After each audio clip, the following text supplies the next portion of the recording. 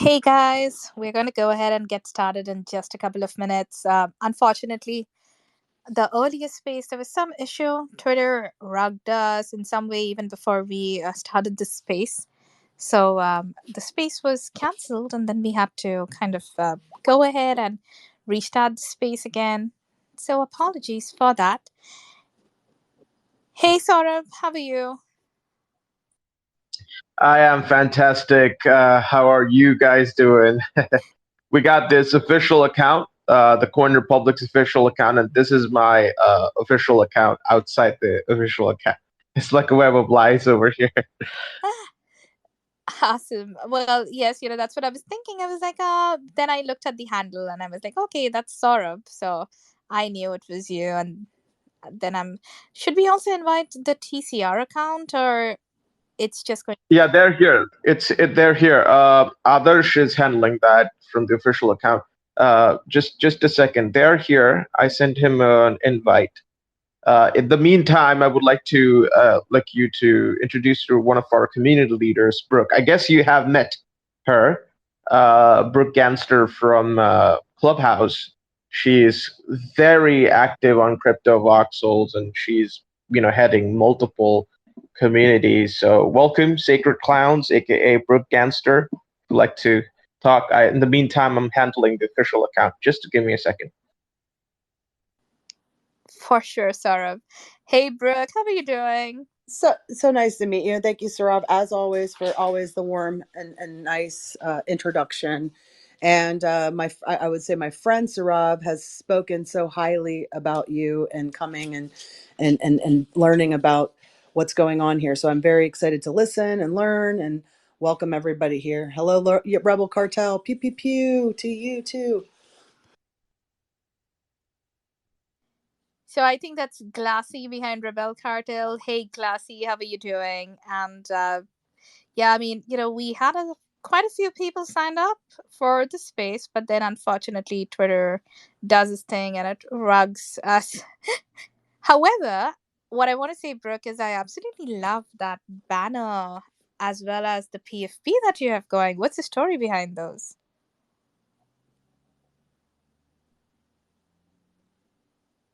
Oh, did I get rugged again? No, you're quite fine. But Brooke, can you hear her? What's the story behind your show? Are you there? I didn't hear that. Oh, okay. Maybe some accounts couldn't hear. Yeah. So she asked, "What's the story behind the Sacred Clowns?" Oh, And your PFP. so the sacred clown. It's really it's from it's an indigenous philosophy, but it's always about. I've kind of been used humor my entire life to get through things, but through humor comes healing, and there is always a clown archetype in lots of different cultures. And there is a sacred clown across the globe, not just in just the like the Heyoka that is just kind of got the term of the sacred clown, but that archetype, it exists through many different cultures, through many millennia. And what they do is they use humor and I would say critical thinking and reasoning, and we try to get to a better solution through humor. I started Sacred Clowns. I have a daughter, two kids fighting. I'm sorry. 1 second. That's okay. That's okay. But I just have to ask quickly: is this Sonia or is it someone else? Because Oh, I'm a yes, little confused. yes, Saurabh, that's a good question. That's me. It's me. It's Sonia. That is. Well, officially, last time we talked was Superstars Award officially. Then I missed the opportunity to interview you. I was in Iran at that time. But so cool. I mean, we wrote a piece on you recently, and Brooke was on it as no, Brooke wasn't on it usually.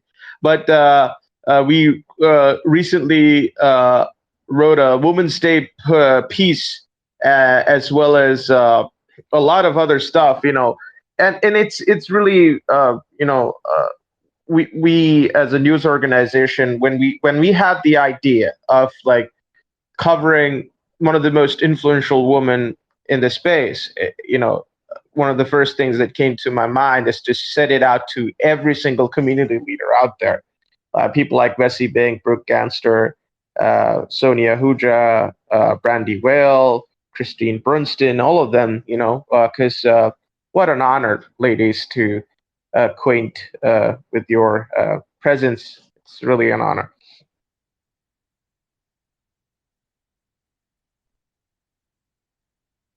Thank you, Saurav. That means a lot. Saurav, I'm going to take a moment to share the link with few people um, who unfortunately were directed to the old link because that is the one that was published on our Twitter account. So I'm going to go ahead and just send them a few DMs. I see Will just joined us. Hey, Will, how are you doing? What's up, Will? Will, I'm going to invite you on as a speaker. I don't know, Saurav, if you've had an opportunity to talk to Will, but he was one of the first folks who onboarded me to blockchain. And besides that, he is a lifelong educator. He's constantly onboarding people, constantly lifting people up, and all the work that he does in Web3 is just phenomenal. Hey, Will, how are you doing? Hey, lady, how's it going? It's good. Will, I know you probably don't know Saurav. Do you want to introduce yourself? Oh, and I see Meta in the house too. Hey, Meta. Yeah, I can introduce myself to the space. So, those that don't know me, and I think Sonia kind of alluded to this in the edification of my introduction, but I'm a Web3 educator. I've been in the space for 3 years. I have now, at least by industry standards, an established Web3 brand, tapping into the power of social audio and amplifying the message around Web3 education. I'm also creating masterclass content right now in a printable file format, but soon we'll be adding in a video overlay on that. And then in about 3 months' time, maybe a little bit less, I'll be hosting live masterclass sessions at a very rudimentary, basic level of understanding about what Web3 is all about in an effort to destigmatize this space and the components of this space with what the mass media and the press is putting out there. Thanks for having me, by the way, Orbis. I appreciate the space and time. Of course, Will. It's always a pleasure to have you here. And we are going to, I'm trying to send this link to a few folks, Will, because Twitter, the earliest space that we had scheduled, it just canceled it. So, we had to start a new space and then we had shared the old link with everyone. So, yeah, just trying to get more people into the space. But in the meantime, Will, this week on Mondays, what we're going to do is with the Coin Republic, we are going to be starting off a new format in which the first 30 minutes to 40 minutes we are going to be discussing the crypto markets, the Web3 markets. Then we'll give a little bit of an update about Orbis 86 as a project. And then from there, we are going to go ahead and bring up other people and then, just get a rundown of what other people in the ecosystem are building and just go from there. So, well, I think you're going to really enjoy this whole the next segue into the news section. That's going to be really cool. And I see Hedera Yacht Club down there in the audience. I'm going to also bring up NFTer. Sort of quite a few folks who would be joining us today, like MetaVision down there or Hedera Yacht Club that you see. These folks are actually from NFT communities on the Hedera ecosystem. And then you also have folks like we have Wings of Wisdom down there. She's a phenomenal builder in the Web3 space, and she's been around for at least another, I'm going to say a couple of years. What do you think, Will? A couple of years or more? Well, Wings of Wisdom. Yeah, I mean, what can I say about that person behind that account? I mean, special meaning in my life for sure. And yeah, absolutely been here greater than 2 years. I've got to know Wings of Wisdom and M2 Bounder on a very intimate level over that time span. So I'd say, yeah, 2.5 years is a fair assessment for sure. Yep. Hey, Laurie, really nice to have you here. And huge shout out to MetaVision as well as to Duke down there. Hey, Saurabh. Yeah, I'm sorry. Hi, everyone. Can I quickly, the official account, I'm sending him invites. Can you make him a co-host, the Quandra Public? Because they already have a co-host invite. Let me cancel and send that over again. Yeah. All right, I'm inviting them to co-host again because I had sent it at the beginning of the session itself. All right, Saurabh, why don't you do the honors of introducing yourself? And Brooke, Sure. Brooke, it was really lovely hearing your story. And then we also have Cantor Codes from NFTer.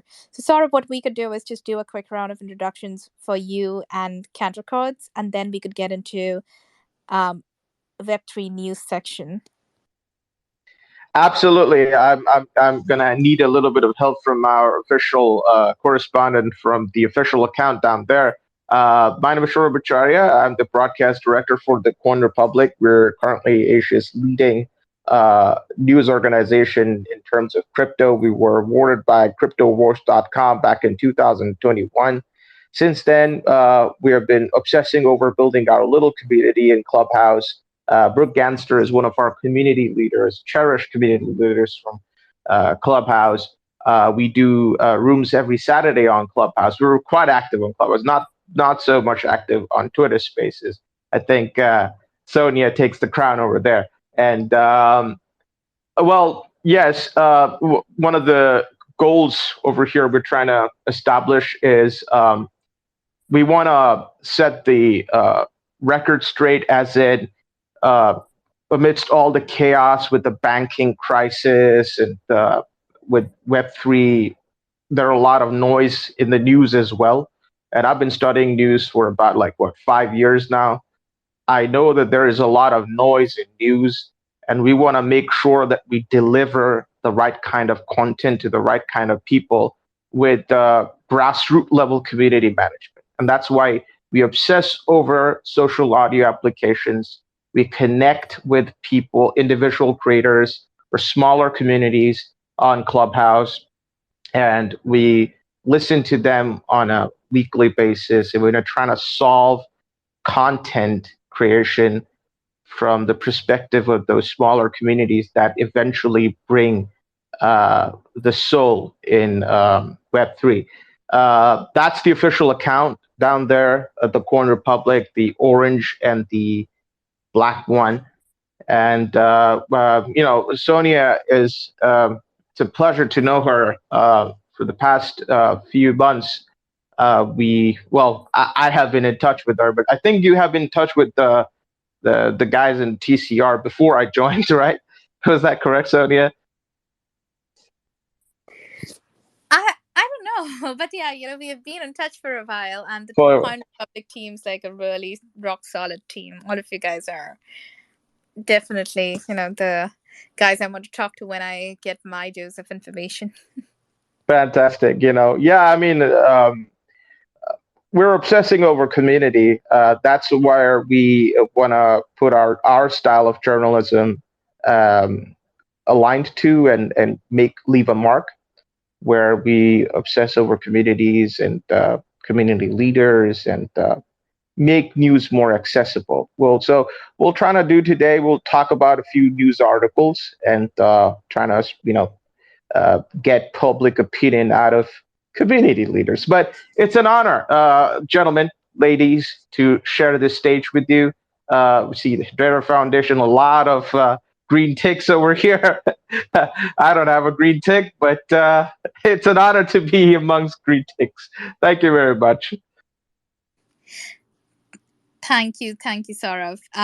So the next thing that we're going to do is I'm going to go to NFTer and then Trilana, and after your introductions, we'd right away jump into the news. And along with the news, I mean, the news, Saurabh, Coin Republic, they would be sharing some of the headline news with us. And the format we want to take is we start with some of those news articles, but then we open it up for discussion with the stage. So we are able to talk about it, share our opinions, maybe even host some healthy debates, right?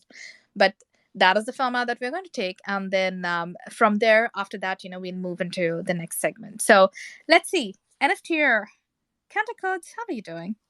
Hello, hello, hello. I'm doing exceptionally well now that I can actually join Twitter Spaces. I had to download an earlier version of the APK so I can talk to you all again. This is Counter Codes behind the account right now. I myself have been in software engineering for about 15 years, professionally for about 12. And NFTer is a company that I founded a little bit over a year ago. We started in the rarity space, and we quickly started doing more and more with NFTs. Today, we are essentially an NFT engine. So we have multi-chain rarity. We have an NFT launch pad on Hedera, as well as a print shop. And we have Discord tools for creators. And the product that we're most excited about today on the Hedera Hashgraph is our analytics tools for tracking sales, holders, trades, copy trading, whales, and things of the sorts. So I'm excited to be here in the space today. Thank you, Sonia, for inviting me. And yeah, just thrilled to jam about the news. Thank you, Countercodes. Saurav, in future, whenever you're trying to do some coverage on Hedera, and I'm pretty sure, with us working together, I'm going to be bringing you some news. But if you're looking for the NFT market volume, etc., Countercodes would be the person to reach out to. He has some excellent charts and graphs, etc., that can be shared. All right, so without further ado, I'm going to go to Trilana. Hey, Trilana, so nice to have you here. How are you doing? Thank you so much. I'm happy to be here. I was feeling a little off and thought, you know what? I know I can jump into a space and find my people. So here I am, and I see some friends here. It's nice to see everybody. Hope everyone's doing well and feeling good. And yeah, I'm a year old in the space, and working on getting my Genesis Ethereum collection out. Definitely taking my time. I'm a highly sensitive person, and as a photographer, I shoot kind of what I feel. And as tough as it was getting the shots together, it's seemingly just as difficult trying to write a description because, it's like a piece of me. So I decided to just not rush it, and I'm not going to say when it's happening, but when it happens, everyone will know, hopefully. But yeah, so I'm just doing my thing, trying to work and, just stay in a good feeling place or get into a good feeling place. So here I am. Thanks for having me. Trilana, every time I hear your voice, it just never seems to get old. And I hope your day becomes better from here, right? Because you are one of the people, whenever you come up on space and I hear your voice, I don't know, I have like this little moment of calm, and it's so soothing. I love listening to your voice, Trilana.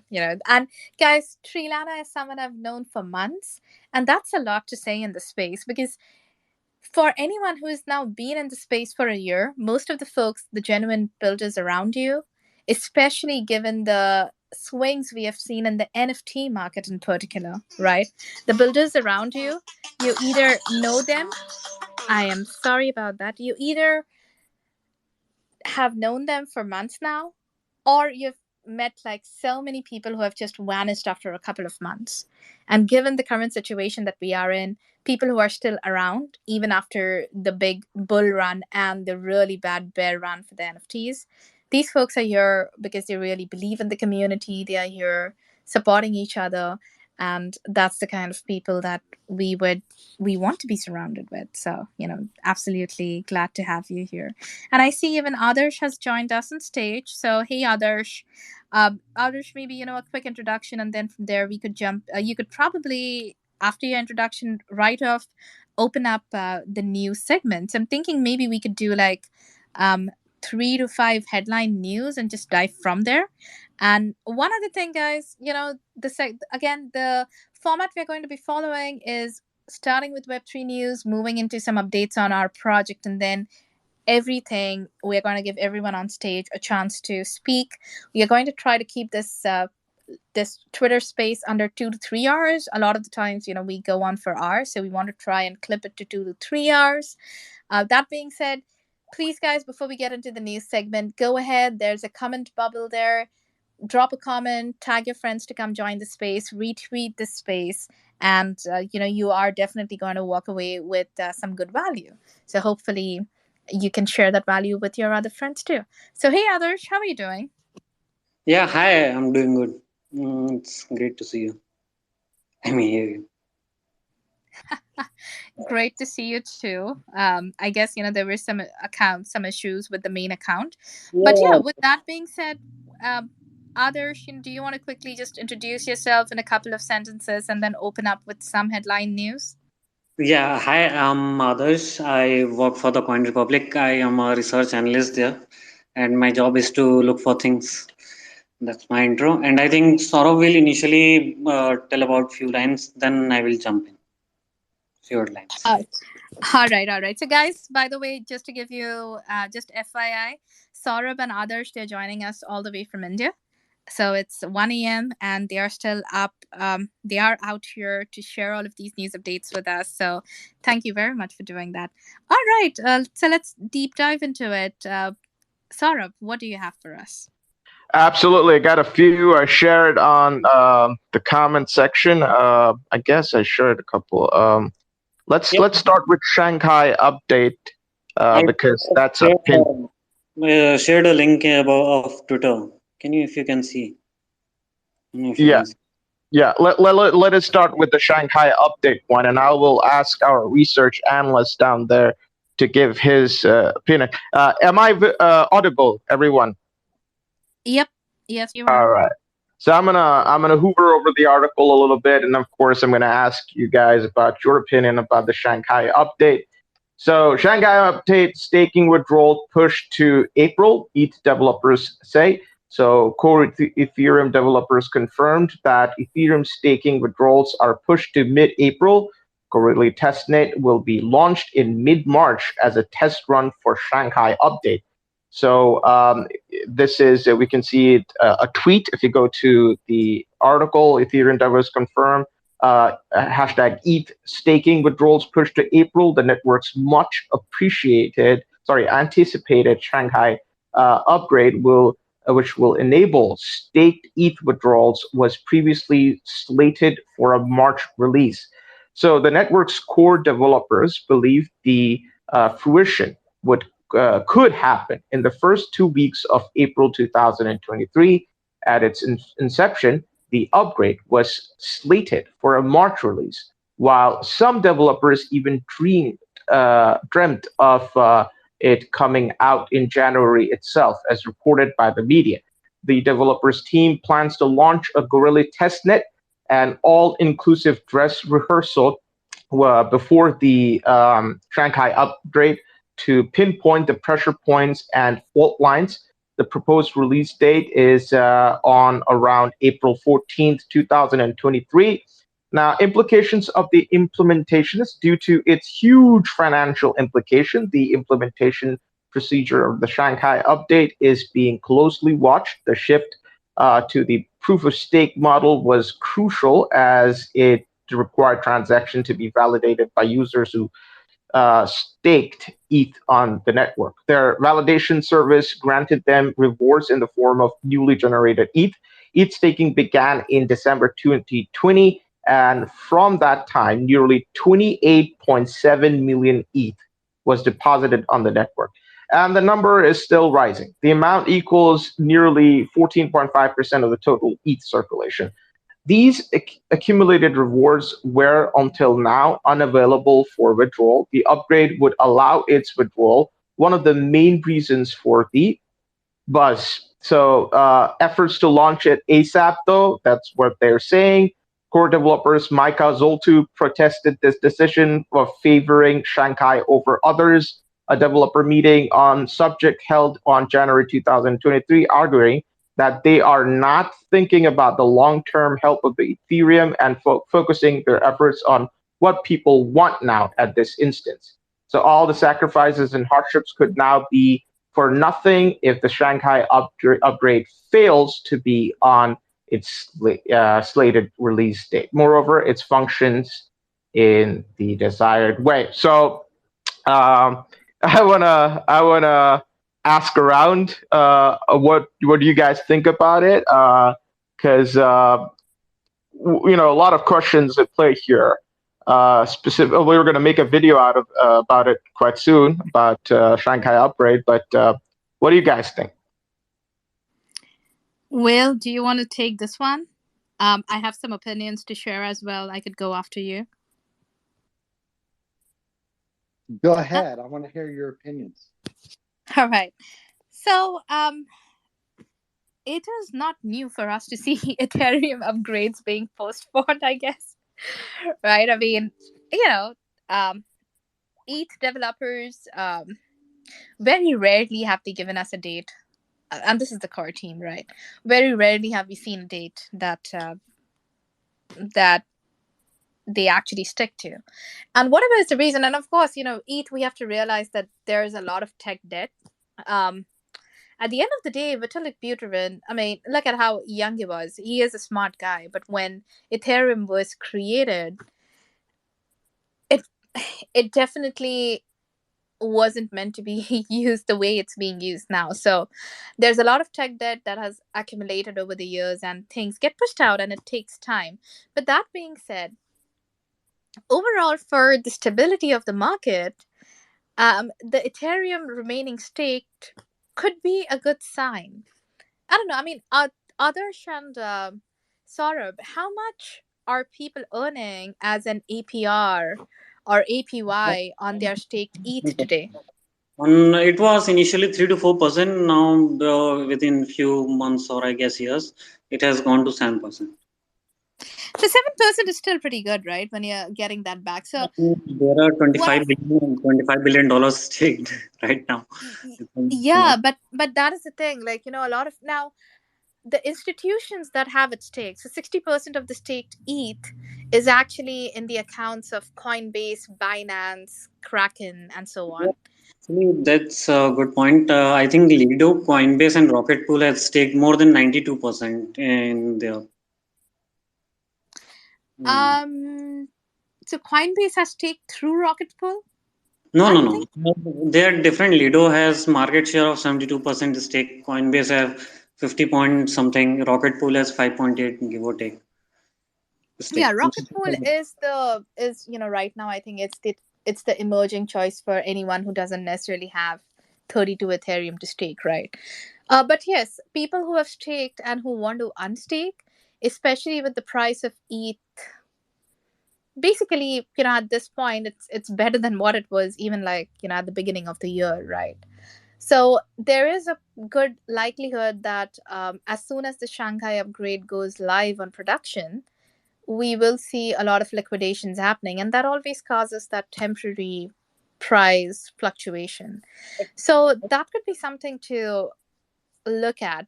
However, I have a feeling that a lot of people will keep it staked. Adarsh and Saurabh, have you guys done any kind of analysis on what is the general sentiment? Do you think people might want to withdraw their Ethereum and put it into other farming pools that have high APRs, especially with new coins and stuff like Aptos and whatnot, right? Yeah, I mean, you have a very good point. Like, suppose there is a 14% of supply which will be getting into the market. The point is, Lido, Coinbase, how we look at it. If we look at the DeFi perspective, Lido, Coinbase, and Rocket Pool leads in everything, and much on DAO and everything. They have the market share. If they control the Ethereum, they know they will control the market. So I guess they will not be liquidating their position. And now you ask about what if someone has high APR. I guess Frax has I think 1.5 something percent of market share, but they are providing high APR if you stick on their network. So I think Frax is one of the coins. I'm not promoting anything, and this is not a promotion or anything. But if I think they continue this high APR, they will be soon be a leading business, soon be a leading staker in the Ethereum and be able to control much of its staking. Will, Philip, Trilana, anyone wants to share anything? Brooke, Cantor Codes. Yeah, I agree with your general overall sentiment and perspective, Sonia. Right. It's not new that dealing in the realm of software technology that there's delays in the timelines, right? And I think as far as staking or unstaking on protocol, a lot of us that have participated through the years in private protocol opportunities, I mean, we're kind of used to these types of lockup periods, right? The other thing I would say, it's all about perspective. If your perspective is one of a short term and you're looking quickly to take advantage of your, whatever rewards you've been accumulating so far, and you want to leverage those into something else within the space, it could be not necessarily received well. However, if you have the macro perspective and you're thinking about the wholesomeness of the overall ecosystem for the long term, then there's a lot of value in this upgrade not happening in a timely fashion. And those are my opinions. Absolutely. I think you made a great point there, Will. One of the things that, we have a lot of folks from Hedera joining us here, right? And generally on HBAR spaces, when we have these cross spaces, we talk about how Hedera has ultra low, extremely high speed transactions. So I've pinned a tweet up there from Hedera where it shows that, Hedera has now crossed 5 billion mainnet transactions. And I think Ethereum still sits at like 2 billion or something, and Hedera being an extremely new DLT, 5 billion is a very impressive figure. And they have been adding millions like it was nothing, right, to the number of transactions going on. So one of the things that we often discuss are the extremely high gas fees on Ethereum. And on Hedera, if you want to mint an NFT collection, a 10K collection minting just costs you like $77, $76 something cents, so $77. And sending HTS tokens, right, just native tokens on Hedera, those things, they cost you like a fraction of a cent. So the one challenge that Ethereum has been facing is obviously Ethereum doesn't have sharding today. So we have newer chains like Near or maybe even like the Koi blockchain, right? And all of them have implemented sharding, because of which, even though some of them are literally forks of Ethereum, but because they have sharding implemented, the transactions are low cost and very quick as well. Whereas Ethereum is like this beast. And until we have all of those Ethereum 5 major upgrades that are planned for Ethereum, out of which we are just sitting on one now, until all of them get into place, the sharding won't be implemented, and we are going to constantly keep combating the high gas fees, which would make adoption, which obviously, is a high barrier to mass adoption. So I think that's a good point. I know, Phil, you had unmuted, so we'll go to you, and then from there we could probably move on to the next news, and also ask Coin Republic obviously for their opinion on this, and then move in. So with the staking and everything else like that, we'll pretty much like hit it right on the spot. You're always gonna have problems regardless. With when it comes to staking, unstaking, if people are gonna be in for the long haul, the short term. Just all really depends, and then there's always sophistications when it comes to the developers and how long it takes to develop things, because I really truly didn't think that Ethereum, when the merge happened, that it was fully completed. That's why we're not completely moved over to proof of stake. Now, as far as like, Hedera, going to, that many transactions, that's a higher percentage, and then that gives, leverage for other companies later on to partner with, collaborate with. I mean, look at what Visa can accomplish. So, like stuff like that could be fathomable if adoption happens. And that's kind of what we want to see is low gas and adoption, spread out over for everybody. So that way crypto becomes more savvy for everyone.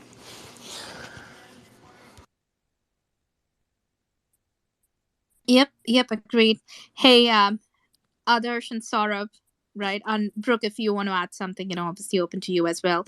Or else Adarsh and Saurabh, happy for you to share your opinion. And then from there, we could move on to news 2. Yeah, I mean, for Hedera, their average cost per transaction was 0.001 or $2. I mean, which is very low. They are building a strong ecosystem. Plus, what I am most impressed is by their NFT marketplace and how they are developing Web3 portals. Like I think there is a Zeus market and Zeus market, Heliswap, and I think there are some liquid staking protocols which are being developed on Hedera platform. They are doing really well, and I think Hedera is one of the things which is going to overtake Ethereum in the future. Yeah. I hope so too. I hope so.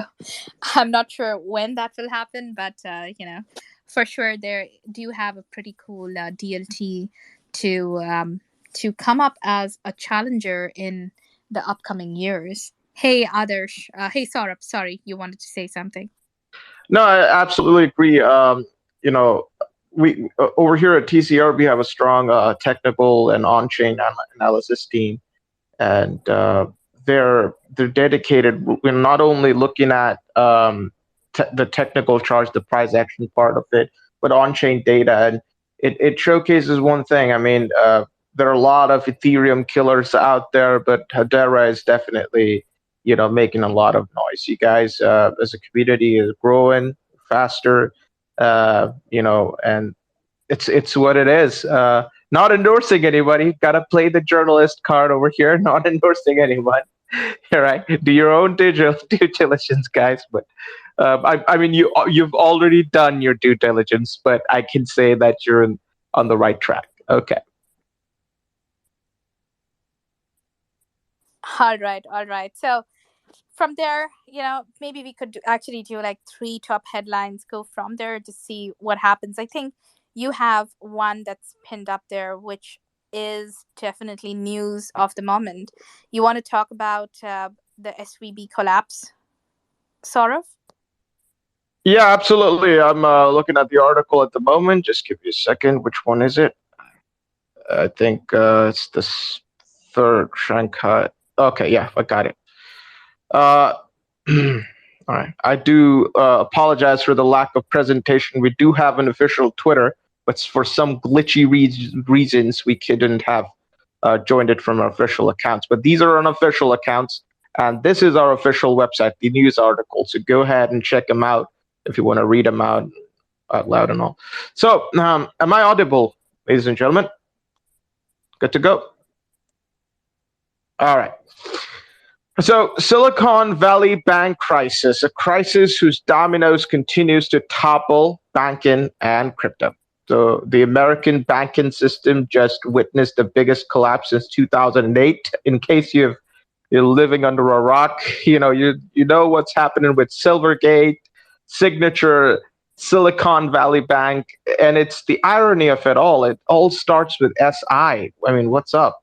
Okay, so where the U.S. regulators within a week rattling markets and investor sentiments. Interestingly, it is the first incident since 2008 after the collapse of Washington Mutual Bank, which had assets worth $307 billion and deposits of $188 billion. President Biden spoke of new regulations for big banks, in an inverted comma I mentioned here, since the collapse. He has also assured Americans that funds will be available whenever they need them. officials from the relevant departments of the White House are working with regulators to set up new facilities and set up emergency funds for the bank. Now, a rat race to raise rates. After more than a decade of easy economic policies and flooding the market with trillions of dollars, this collapse has now forced the country to notice flaws in the banking system. We sort of, had a glimpse of it in 2008, a very huge glimpse of it, but now it's history, it's repeating itself. Developed economies have increased their policy interest rate by more than 200 points.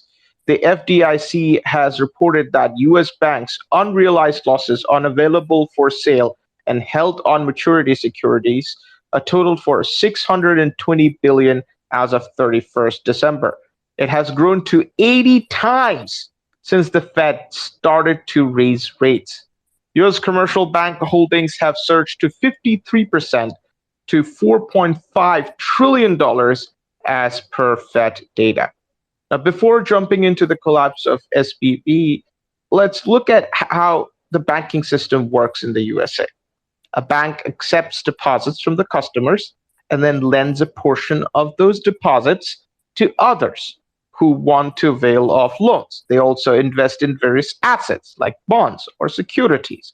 After 2008, rates were pretty low, which helped startups and VCs to avail of cheap loans. It benefited banks like SVB, where major startups deposited their money. Over the past few years, Fed started increasing rates, which made borrowing less attractive, raising the policy rate, the federal funds rate, what I'm talking about, makes bond returns less attractive, which would have been a manageable issue, but this has led to the decline in loans for startups, which reduced the pace of deposits and even began withdrawing that money. It is interesting to note that SVB was the second bank to collapse the past years issued by FDIC. And you can have a look at the Twitters, the official tweets in the article as well. So we'd like to hear your thoughts about the collapse. I mean, it's interesting because, they had the higher officials from the Lehman Brothers getting rehired by SVB Bank. I mean, that's one of the things that we noticed. So, I mean, could you even trust these guys? Yeah. Okay, that's a fair assessment, a fair point. And I don't know why, but I read the name Lehman, even with associated with a Credit Suisse news article just today. Interesting points. I have a lot to talk about, especially on this topic, given the fact that we live in the Bay Area and Silicon Valley Bank was actually very well known in the Bay Area, in the startup community. And many people actually heard about Silicon Valley Bank for the first time when this collapse happened.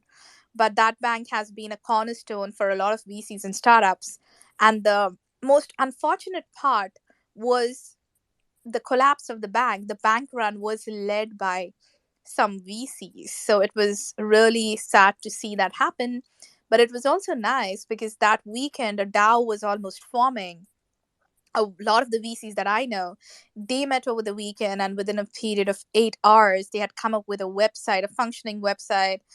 They had even, worked on getting a smart contract, etc., together because they were trying to see if they could raise funds to bail out the bank. And again, on Sunday morning, we had the news coming out from FDIC that everyone except for those who had unsecured debts were good to go.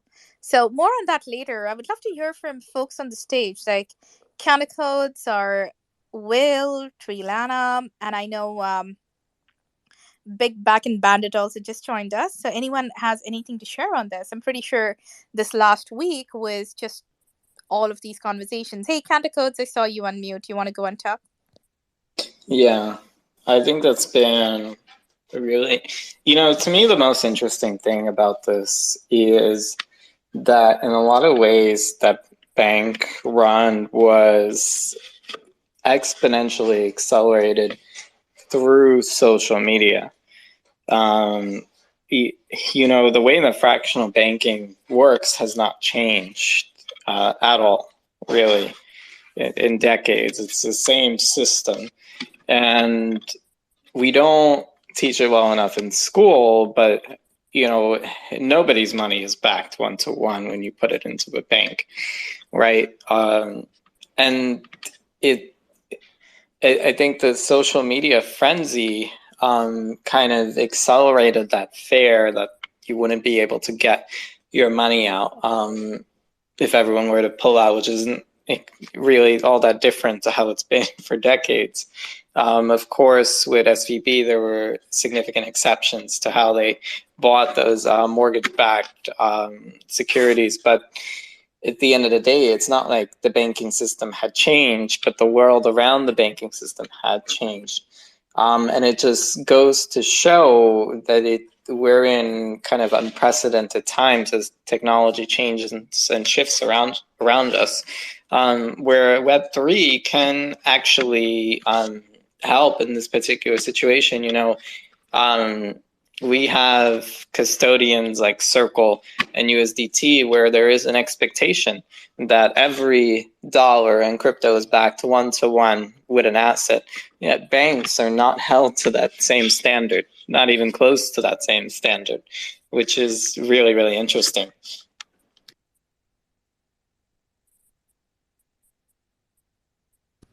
I'm just going to jump in real quickly.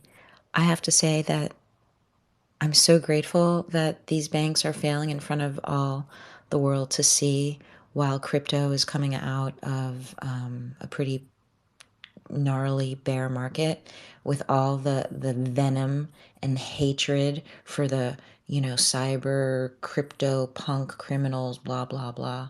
I mean, I just want to hold up a mirror to the world when they come after us, because it has nothing to do with crypto. It's like, when people say, money's the root of all evil. It's simply not true.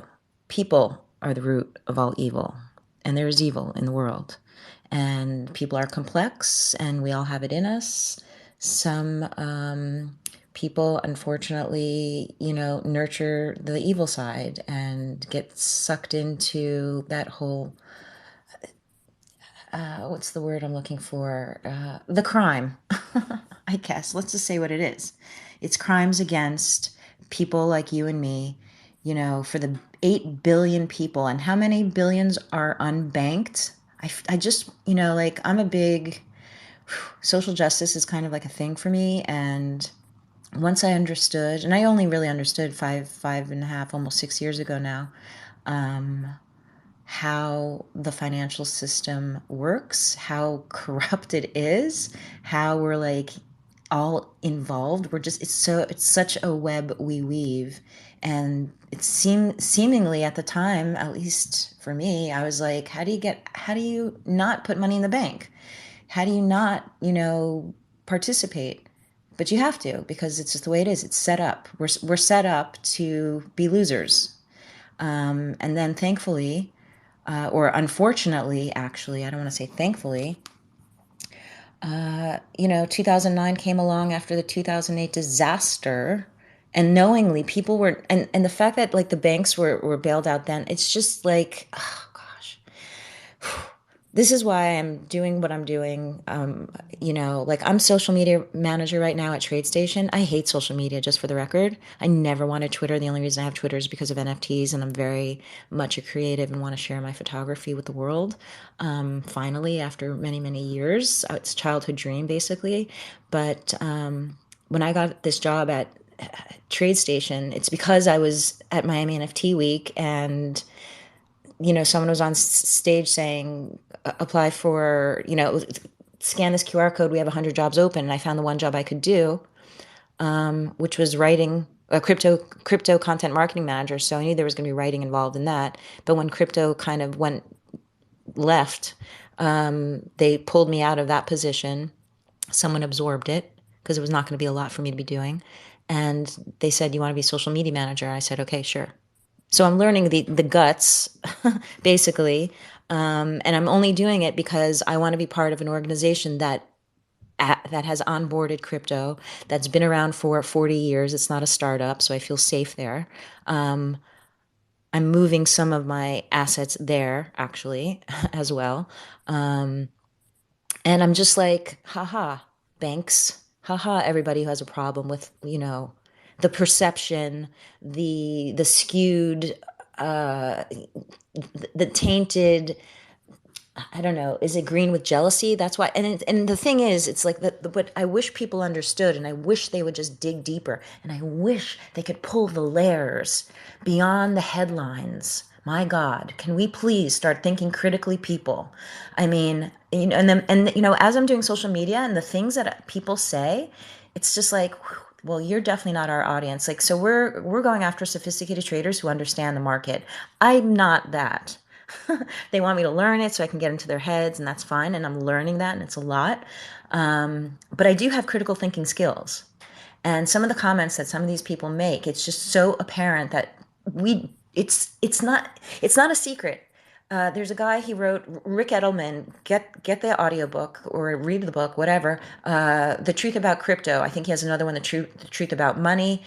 I had to do a deep dive into, the bullish case for Bitcoin, the Bitcoin standard, and it really teaches you the history of money and how we got to where we are today. And this little, hiccup for the banks, I mean, that's costing people millions. How many millions, billions? I don't even know. Whatever.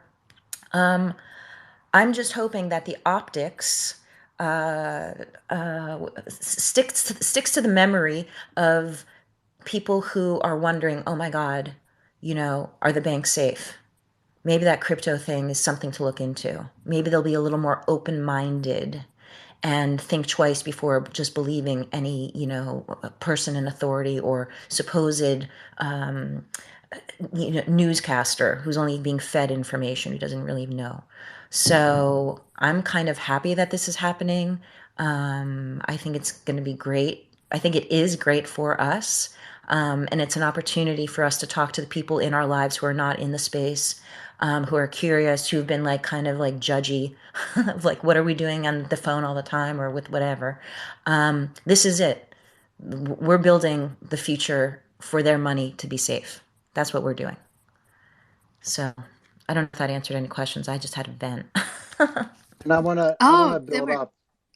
I want to build up what you said, but then I have to run and go start my space, everybody. So thank you for allowing me to front run the conversation here. In addition to everything that you just said, Trilana, we're starting to see the impacts of the economic shutdown and all the money printing that was going on related to the COVID-19 event. We're also starting to see the impacts of Dodd-Frank being rolled back and banks being able to participate in high leverage, high yield opportunities. These are just some of the things that the mass media, the general sentiment, the press is not putting out there that a lot of people don't understand. I've had some private conversations after people are reading these in the news. Oh, Silvergate's failing. Oh, Silicon Valley Bank's failing. And it's all because of cryptocurrencies. And I'm like, no, it's not because of cryptocurrencies. It's not even because of their participation in cryptocurrencies. Because if you look at the monetary value of the space, it has not fluctuated significantly one way or the other.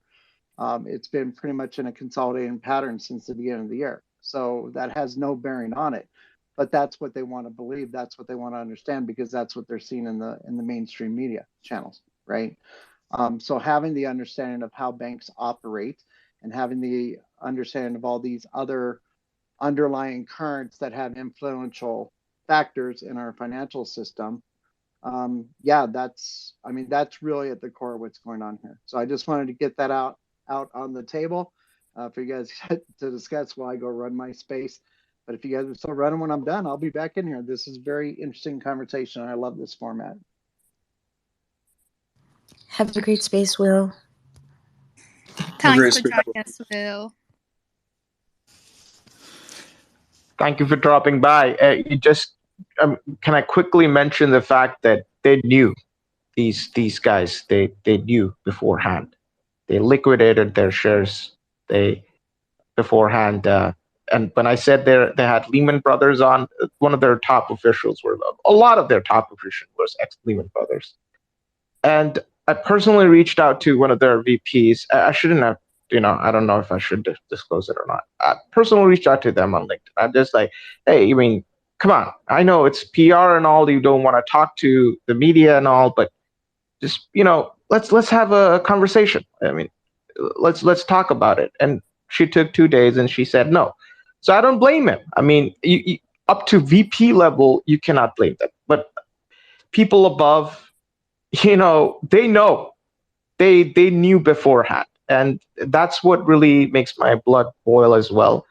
I need to be objective when I cover these things, but still at the point, they make it all shiny and all from the outside, and they always have an opinion about DeFi, but when it comes to, it's just once in a while, it just happens, once in a blue moon with centralized finance.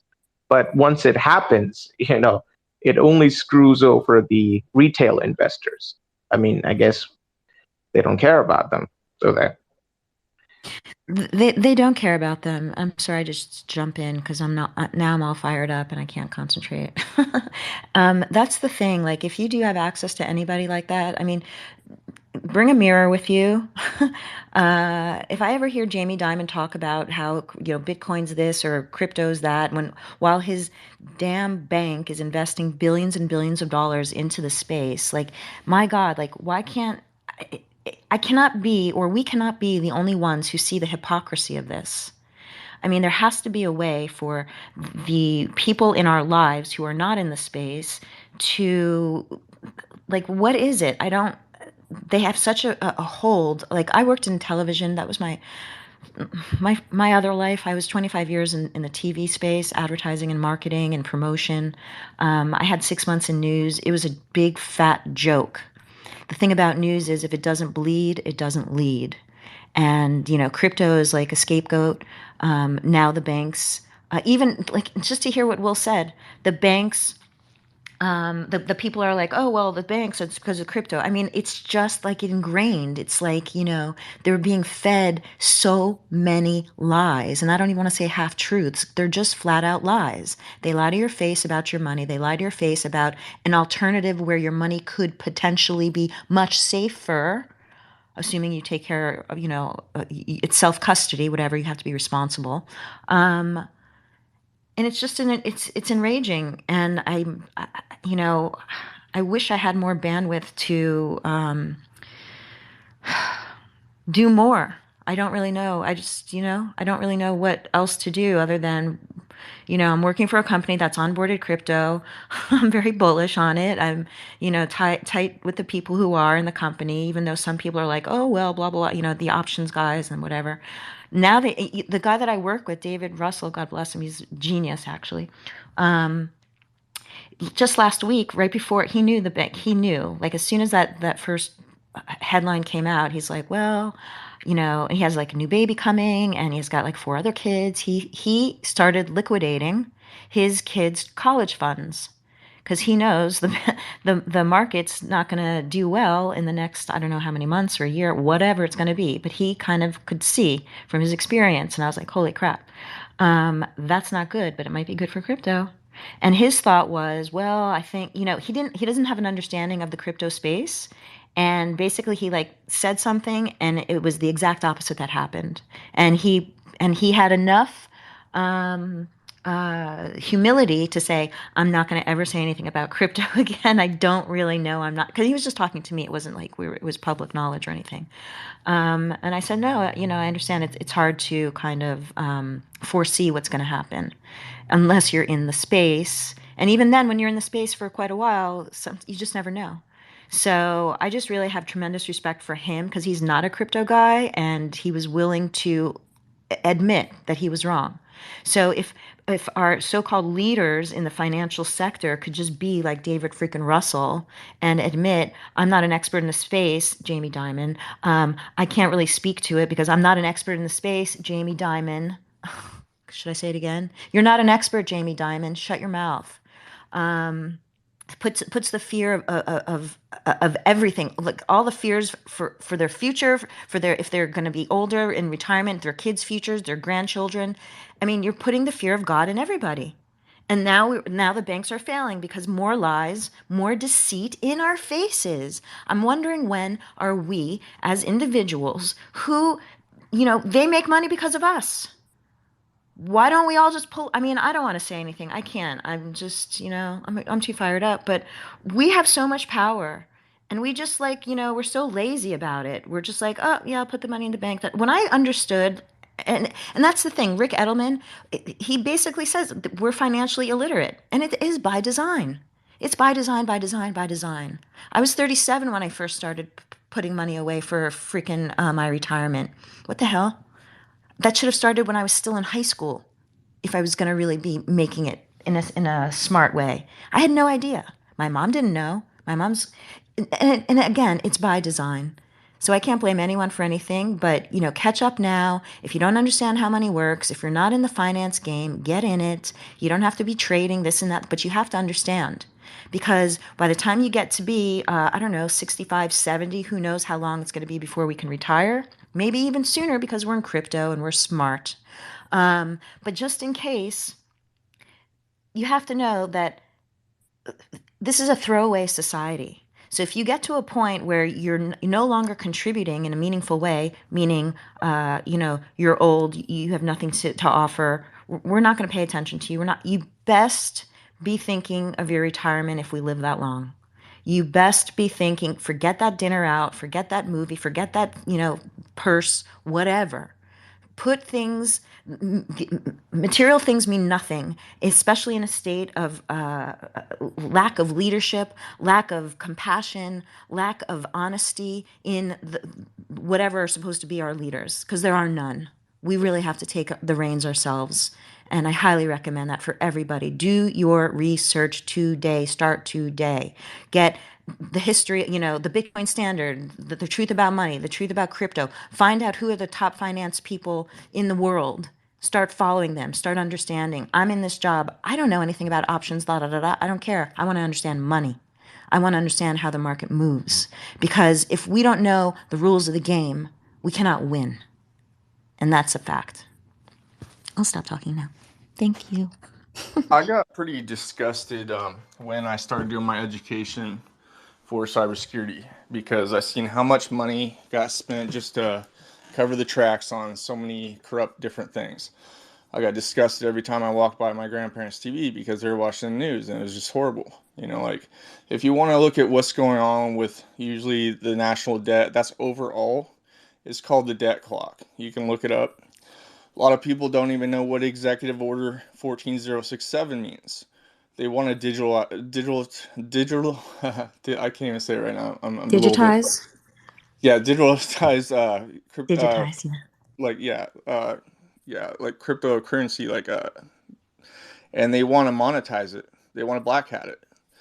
So, it's a possibility that some of these were an op. Like, there's just possibilities, is what I'm saying. And if I've read so many books in my cybersecurity classes, though, that, like, at one time some parts it was intriguing, other parts it was so disgusting, because it was like, oh, this person got hacked, so we're gonna blame all these billions of dollars that just got pushed over on this person. That was a high Secretary of State, whatever it was.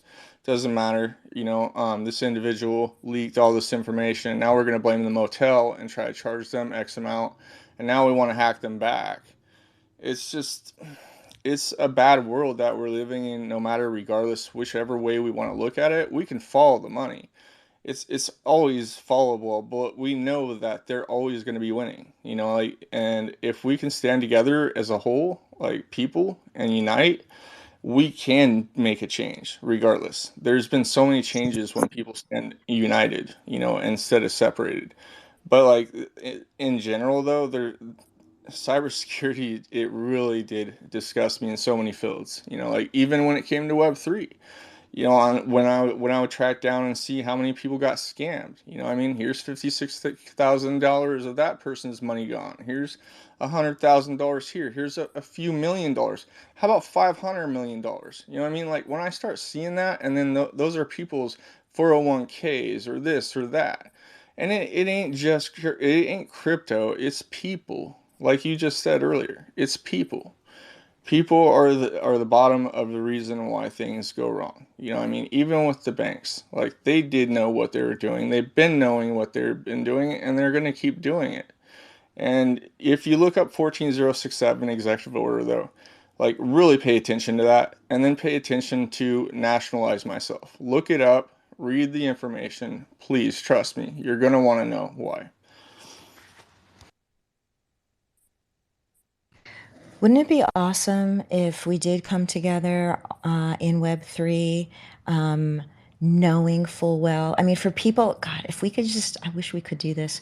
If we could gather the people, everyone, like take a poll, or let's get us some stadiums around the world. Who's upset with the financial blah, blah, blah, blah, blah. Introduce them. I mean, this is a fantasy, of course, but, and have them understand, like, yep, crypto, we can follow the money. We know exactly this and that, da, da, da, da.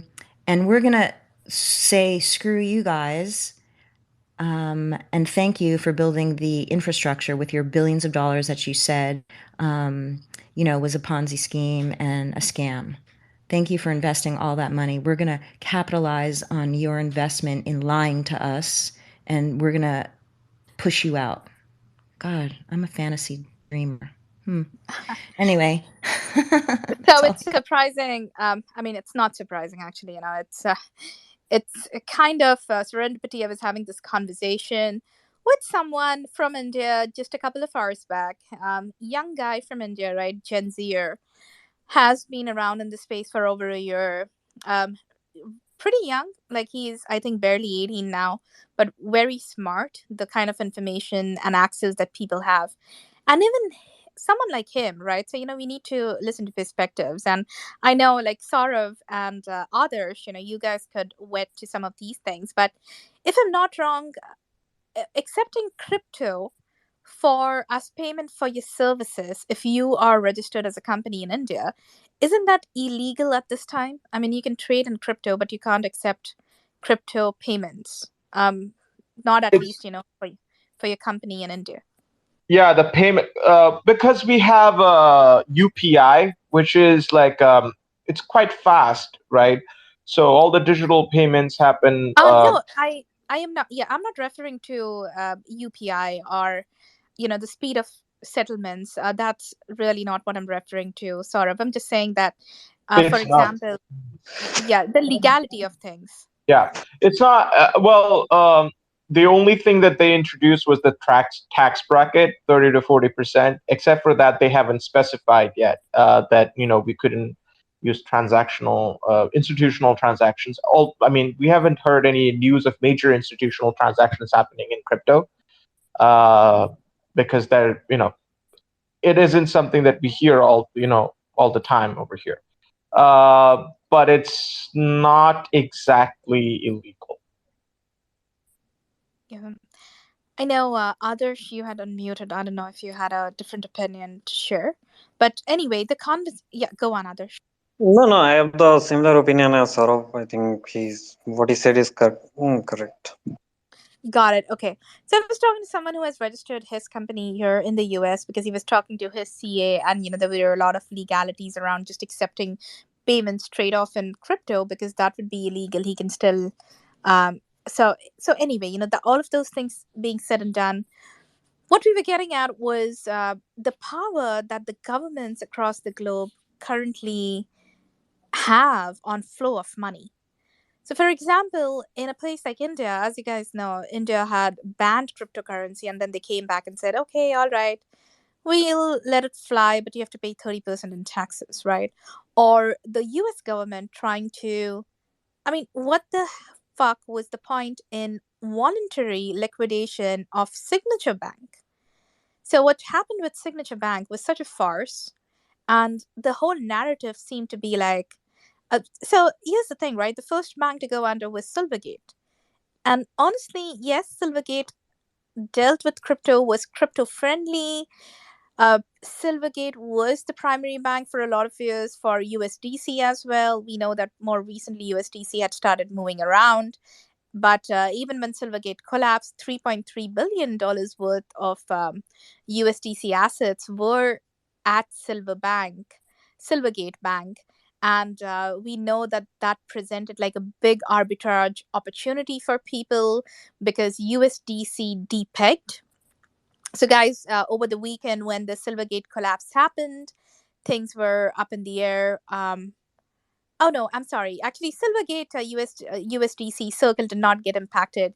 They got impacted with Actually, Silicon Valley Silicon Bank Valley which Bank. collapsed. It was Yeah. Silicon Valley Bank which collapsed. Yes, Which yes. That's So the- they had SVB. They had their assets there, but with Silvergate, the U.S. government was very quick to push that narrative that with the volatility of crypto and everything, and crypto just being a bunch of spams and scams and whatnot, this was bound to happen. And it feels like so it was so funny, right? Because they said that for Silvergate. And then the bank to actually go under was Silicon Valley Bank. And Silicon Valley Bank is more a traditional bank. I mean, people don't really associate Silicon Valley Bank with crypto friendly banks. At least it's not at the top of the list. And then you had that same weekend, for some reason, they said, oh, we don't literally the reason was we don't like the statements given to us by Signature Bank. And Signature Bank was much healthier than Silvergate or even SVB at that point. They had a bank run for 10 billion, but they had it covered. And yet the government forced a voluntary liquidation, and they just moved that account into another Santa Clara bank that they created for both of these banks.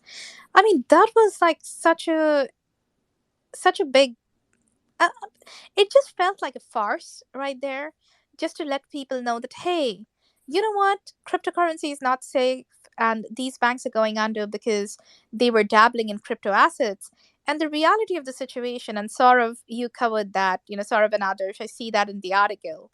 The real reason for the collapse was literally the raising Fed interest rates, and the banks being in losses because a lot of these banks had invested their money in these long term treasury bonds, for example. And treasury bonds, guys, are 10, 20, 30 years. Notes are 2, 3, 5 years. And then you have the bills, which are anywhere between 4 weeks to a year. So like Silicon Valley Bank had $80 billion that they put in the treasury bonds when Fed rates were 0%. And it's literally the inversion of the yield curve that has resulted in these banks failing. But with the mainstream media and governments pushing out the narrative that a lot of these banks failed because of their dealings and dabbling in crypto, it's so easy for them to mislead the common person who doesn't understand about things about DeFi, who doesn't understand how decentralized finance means you literally have control over all aspects of money. But for them, they actually rely more on traditional finance and the centralized finance and sovereign fiat currencies. And even when I was talking to this friend of mine, right, in India, and we were talking about this, he was like, what happens when all of the governments start pushing out CBDCs and they just go ahead and ban crypto? What's going to happen then? And that is a good question, because unfortunately today we call cryptocurrency a currency, but we can't spend it anywhere. So we can't really use cryptocurrency as a currency to go and buy things. So we have that bottleneck where cryptocurrencies have to be converted into fiat before we can actually leverage or buy things with them. So while we still have that bottleneck, there would be a dependency on these sovereign bodies. And what happens if they decide to cut off that dependency? Just like with Russia, the governments around the world wanting to punish Russia, they cut off SWIFT. Now, obviously, people have found a way to still transact with Russia. Like India still gets their gas from Russia. They did not take any sides in the war, and India just decided to pay Russia in Indian rupees, right? Yes, Indian rupees has sees more inflation than US dollar, but it is still a pretty stable currency. So if everything's banned, governments come together and ban things, what happens to crypto like, 10 years from now?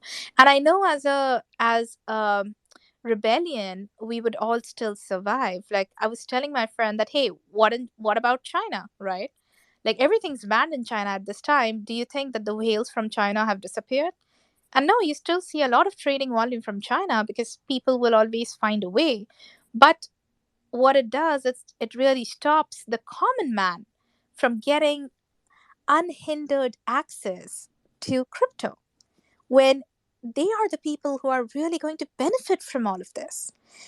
And you can clearly see why the government wants to still maintain their control over the flow of money, because once all money is on chain, they literally lose control over that. But as long as the government, there is a sovereign body, there is a centralized system through which money is being minted and circulated, the governments own that. And the worst part is they are going to make crypto the bad guy, because crypto in the narrative that they push is not asset backed. But then they will push on the CBDCs, which means that they have even more control over our money than the cash that's being circulated today. So, how do we combat all of these things?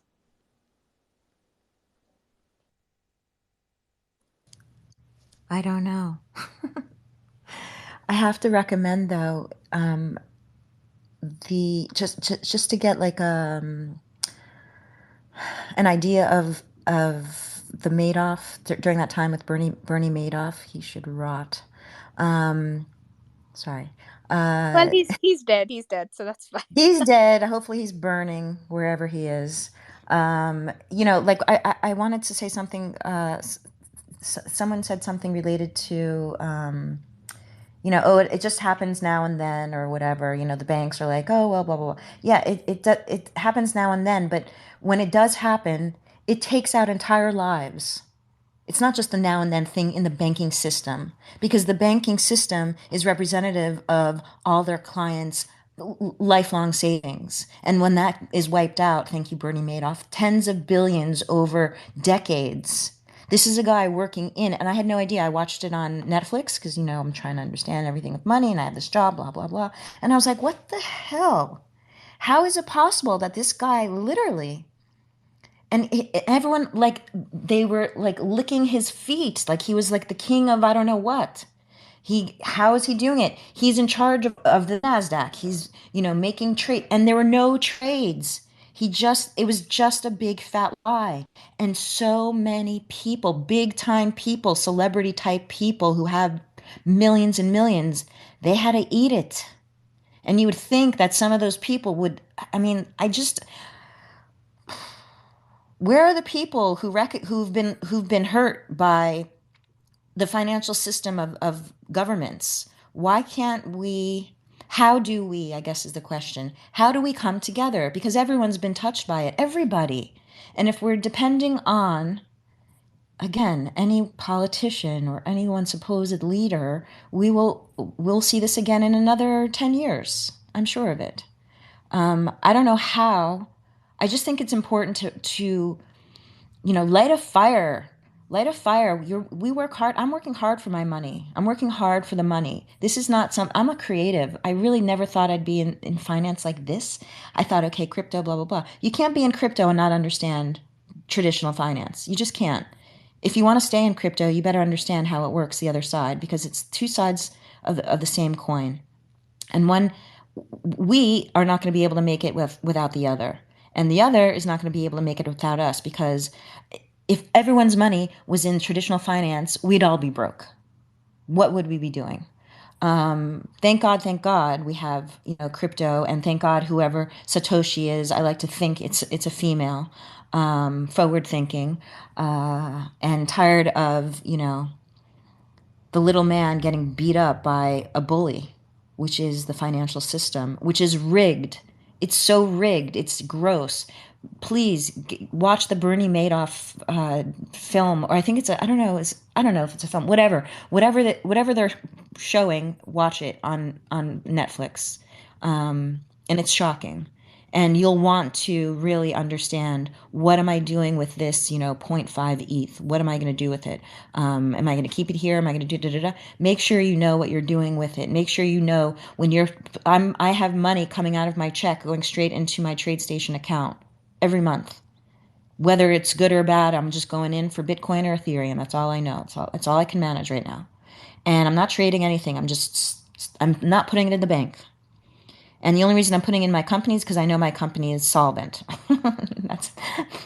This is not financial advice. But yeah, I don't know. I keep popping in and I really should not. So I'm going to stop talking. No, it's fantastic. The name of the movie is You Don't Know Jack. I think Robert De Niro played Bernie Madoff. Wow, what a performance.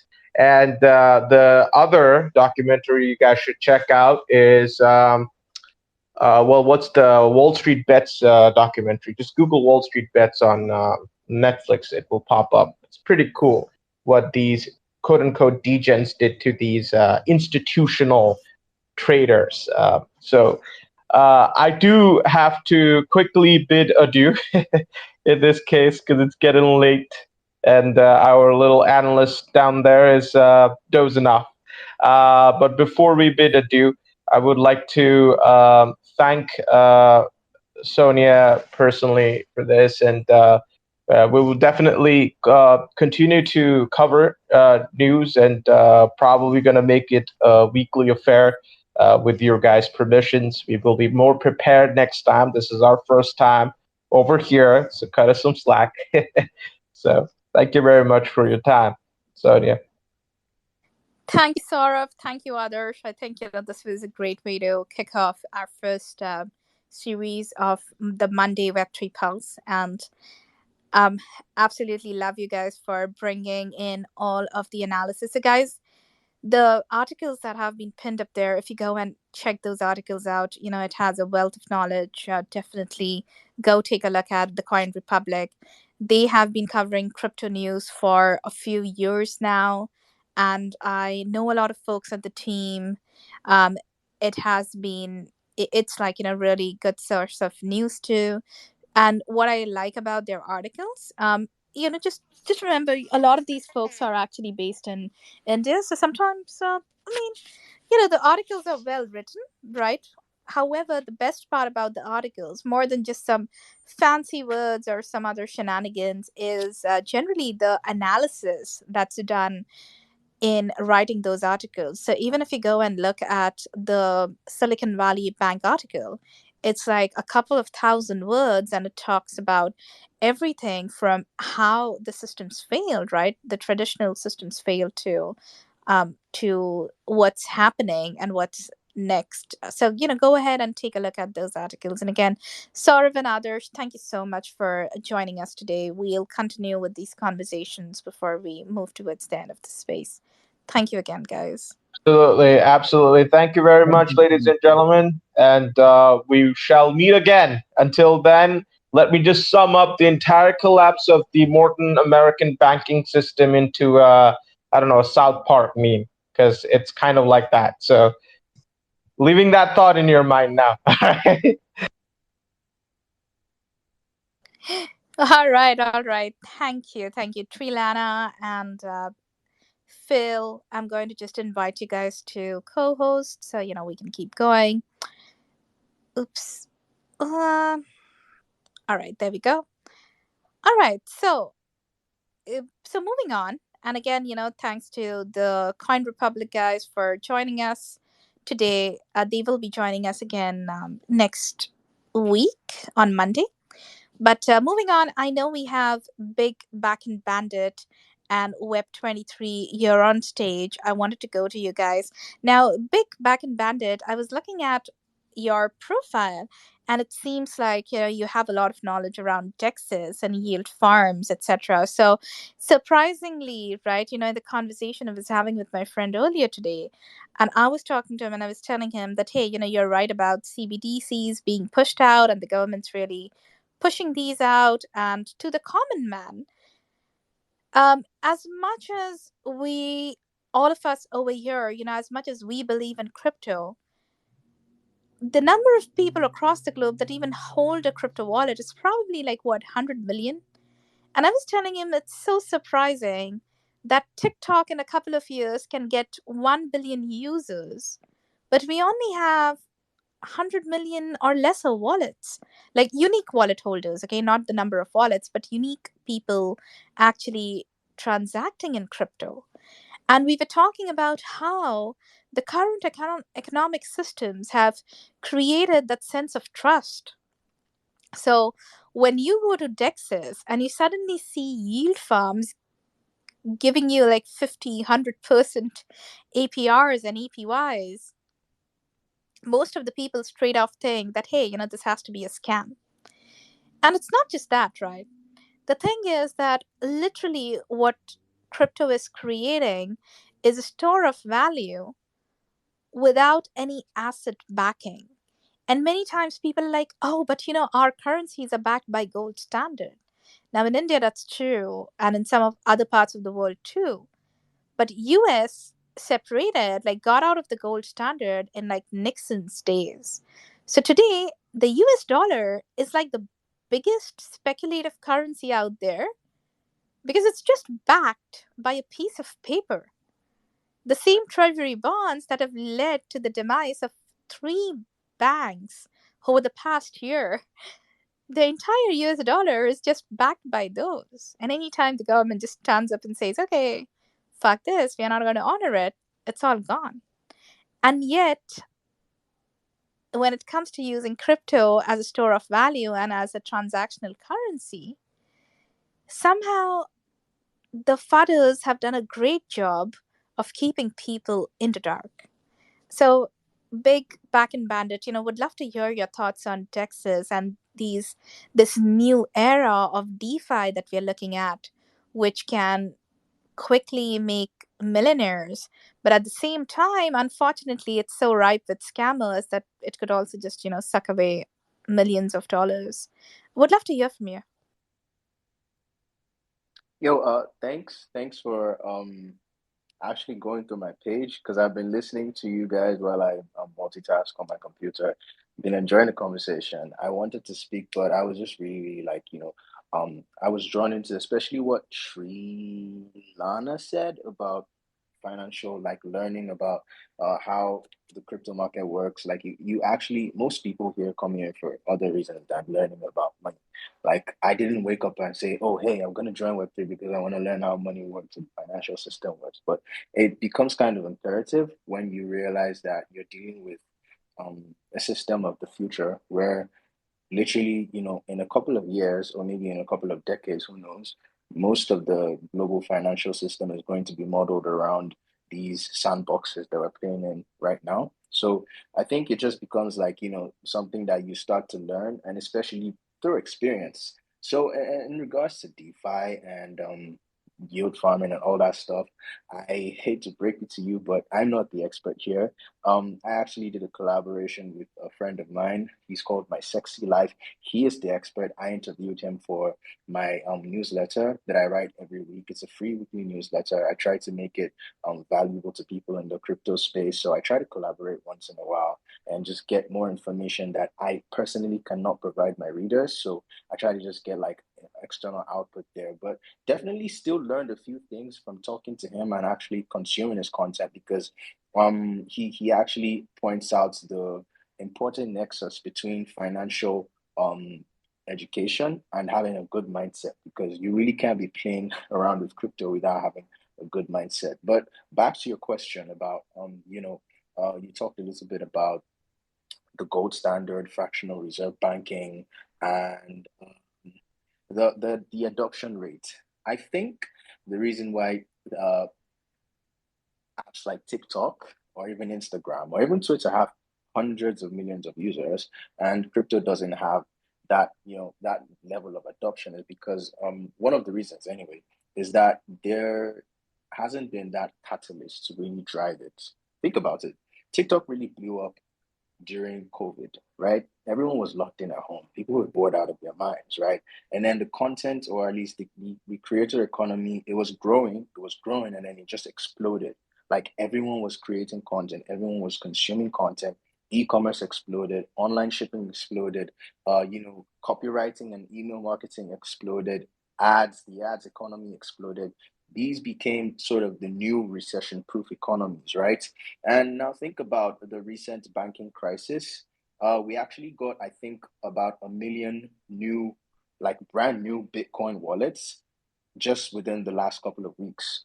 I learned that on Chillpill Space. I don't know if you were on Chillpill Space earlier today, but I was on Chillpill Space, and Chewy actually pointed that out, that during this recent global financial shakeup that shook a lot of people's faith in the banking system, people started really looking to Bitcoin. And even if we're not looking at numbers, right, let's look at the fact that there's a lot more volume flowing into the Bitcoin market, hence the little mini bull run that we're in right now. I don't know, last I checked, Bitcoin broke 28K, which has been like a major level of resistance. Actually broke 3 levels of resistance in a row just from this banking whole drama, right?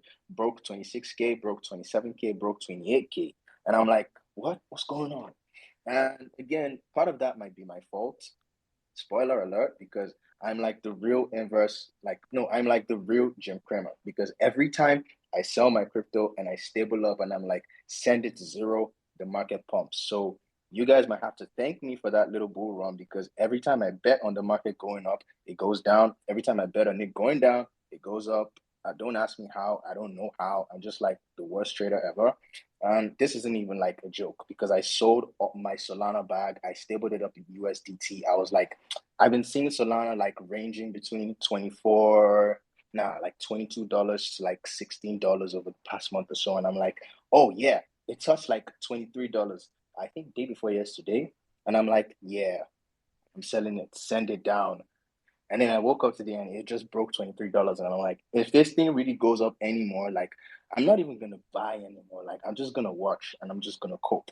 But anyway, I just think back to what I was saying. I think it's because we haven't seen those catalysts to really like drive people. Well, this current crisis has been a little bit of a catalyst, but we haven't really seen anything that just drives people en masse to the system. And again, we also have the the whole like distrust in Bitcoin as well. There's that stigma and people thinking of crypto as a scam and all of that. Like I'd say about out of 10 people, if you ask 10 people right now on the street randomly what they think about crypto, about 2 people or maybe 1 will tell you, oh yeah, I'm into that P, like I'm into it.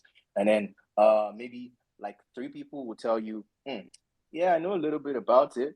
And then I'd say 7 of them will tell you, no, I'm not touching it. It's a scam. It's a Ponzi. So we have a lot of work to do in terms of like housekeeping. Because, bro, if you FaceTime me right now and you were like, yo, Bandit, pull up to my place. And I'm like, yeah, what's going on? And then you showed me around your house, like over the phone. And I see everywhere it's like, it's messed up. It's looking like a pigsty. I'd be like, nah, bro, I've got something to do. I'm not coming over. Like, I'm not coming through.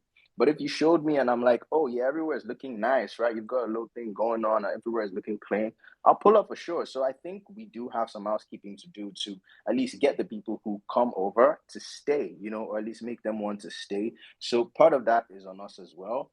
In terms of like the future of where I see it headed, like I said earlier on Chillpill Space, I feel like well, just looking at the history of money, people create new systems because of the fact that old systems stop working. Either they become obsolete or they become uncomfortable due to, society evolves. So they become obsolete or they become uncomfortable for people to use. And I used the example of Kublai Khan, the Mongolian emperor, who created, a little bit of the central banking system. What he did was he would get everyone who came into his realm to deposit their valuables, their gems and gold and all that stuff, deposit it to his treasury.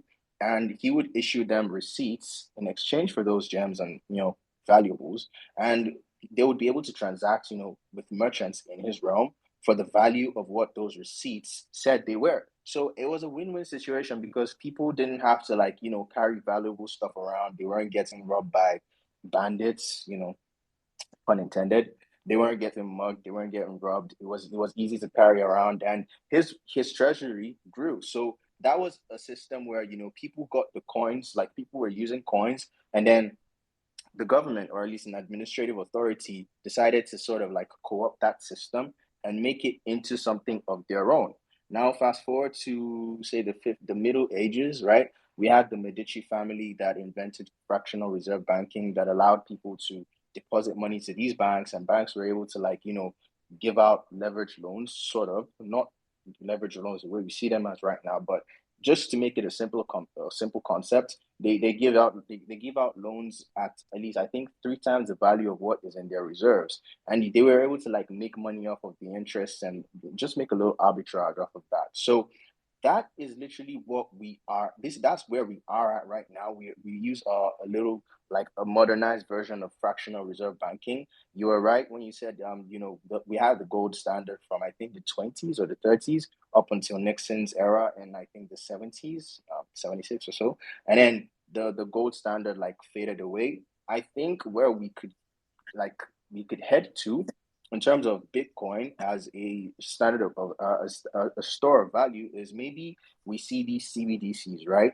We see these CBDCs backed by gold, because honestly, if there was a CBDC backed by fiat, it is still vulnerable to political centralization, because the reason why all Yeah. of these things are happening is because banks are politically centralized, especially in the US, and that's why when the Fed releases its rates or CPI or interest rates, it affects the whole ecosystem. So we need something that isn't really tied to one sector. I know some people got their hands up, so I'm just going to wrap this up. But I just feel like the system is a little bit too politically centralized right now. We also have a lot of shenanigans going on in this space right now, and we don't have enough catalysts to drive people in. So those are the 3 things that I would say we really need to work on to get more people flowing in.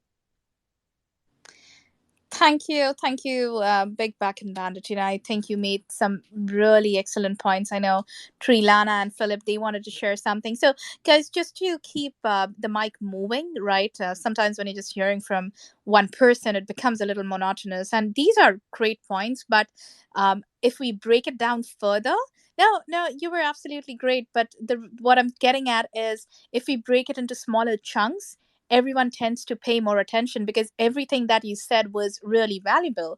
I was listening to every word that you said, but just from experience, right, and just from feedback, generally, when we have information being shared in larger chunks, people tend to get lost a little bit.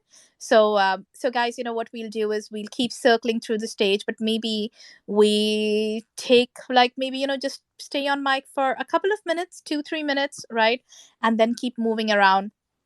So that way, folks who are down there listening in, nobody falls asleep, and I know everyone's still engaged in the conversation, but then we can do that. And I know we are joined on the stage by Alberto, and Alberto has an amazing story. But Alberto, I'll just get to you in a couple of minutes. I want to go to Trilana, Philip, and then go to you, Alberto. Hey, Trilana. Hey, I'm so sorry. My hand was up by mistake. I moved my thumb over. So I'm not saying anything else. And that was actually fantastic. Great points, Big Back and Bandit, BBB. Thank you for that. Yeah, he's the Triple B Bureau, right? The BBB thing. All right, Phil, you had something to say. Yeah, so we have seen, so in 2009, we had massive, or not we, but Zimbabwe had massive inflation. It was major. You can look it up. I believe it was from 2007 to 2009, and their value of currency went so far down that people had to literally wheelbarrow their money, their currency in. When they're trying to make even the amount that they're making, just out doing their marketing. And then as time went by, we seen that there was an altcoin that happened that Vitalik got 90% of, and that was what, $6 billion basically that was supposed to go to COVID relief over there in India also. But then again, we haven't really heard much about what happened with that debt relief program at all, from then since then. And then let me back to, the banking system itself. A bank can usually take, 90% of whatever's amount. Say you put $1,000 in your account. They can borrow up to 90%. So they can take let's say $900 out of your money you have in your account, spend it, and borrow it, and create other loans for other people, and then basically, like they get, because we live off debt, and then they could basically get funded right back from the FDIC. It's a pretty messed up system, but it's just how it goes. I'll allow somebody else to talk. Sorry.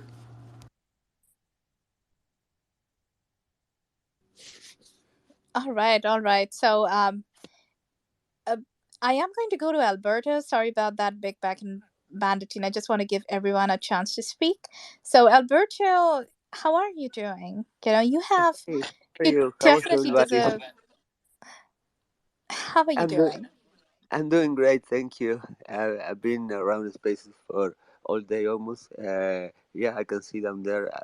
Aslam, who is like stalking me, I think, or I don't know. No, just kidding. I was listening here for a while, and it has been a pretty interesting conversation.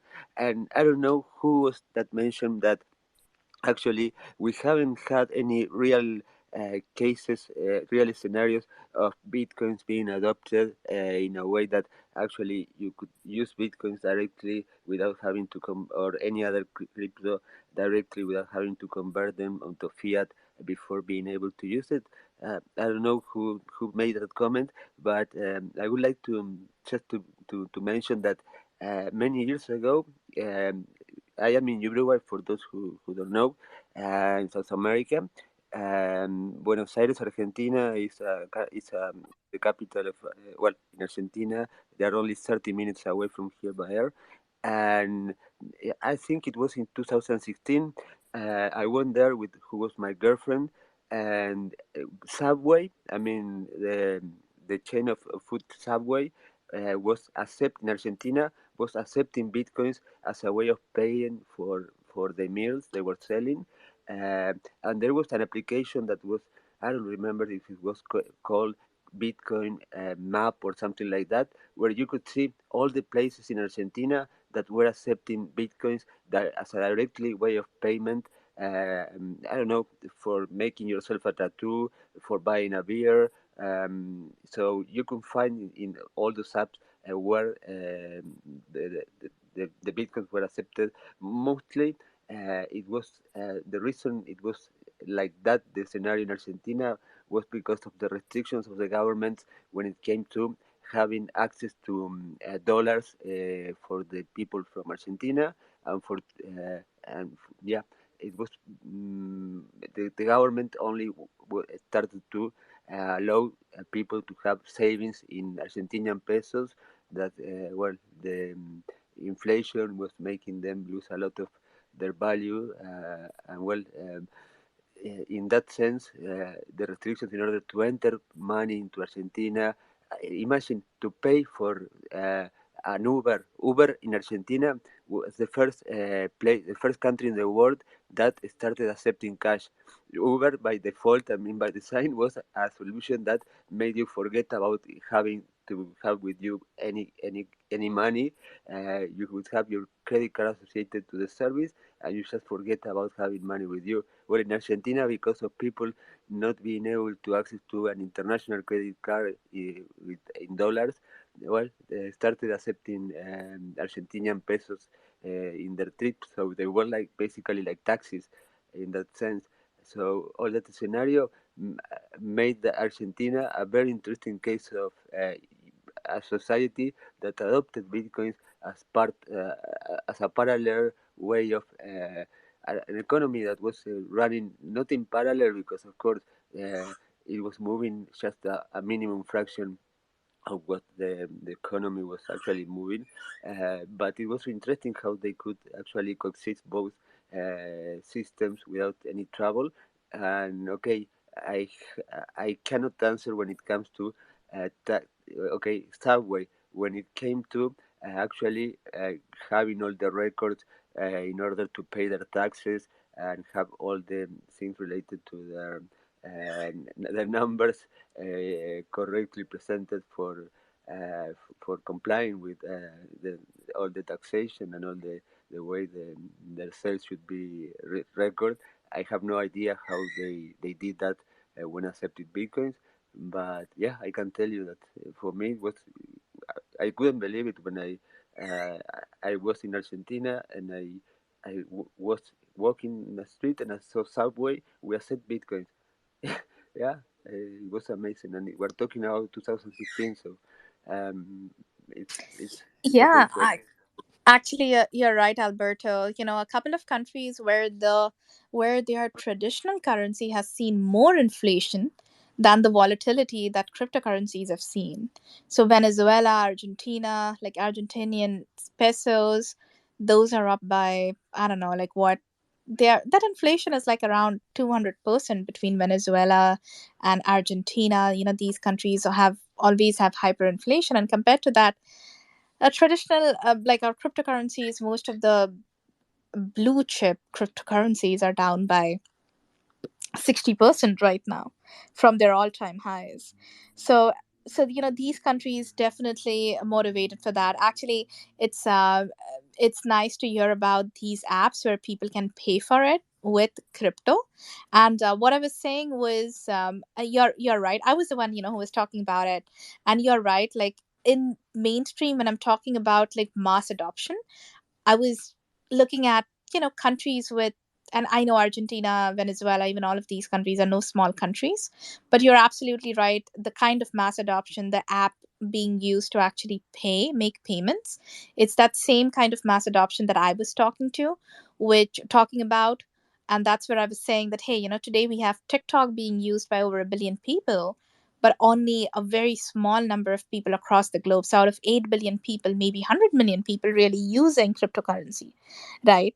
And in Argentina, it was a success because the government adopted Bitcoin eventually, right? As one of their national currencies. But most of the other governments, like the US government, the US government actually, I feel, would be in a bad position if US dollar was being replaced by some other form of cryptocurrency like Bitcoin or Ethereum or any other DLT based cryptocurrency, right?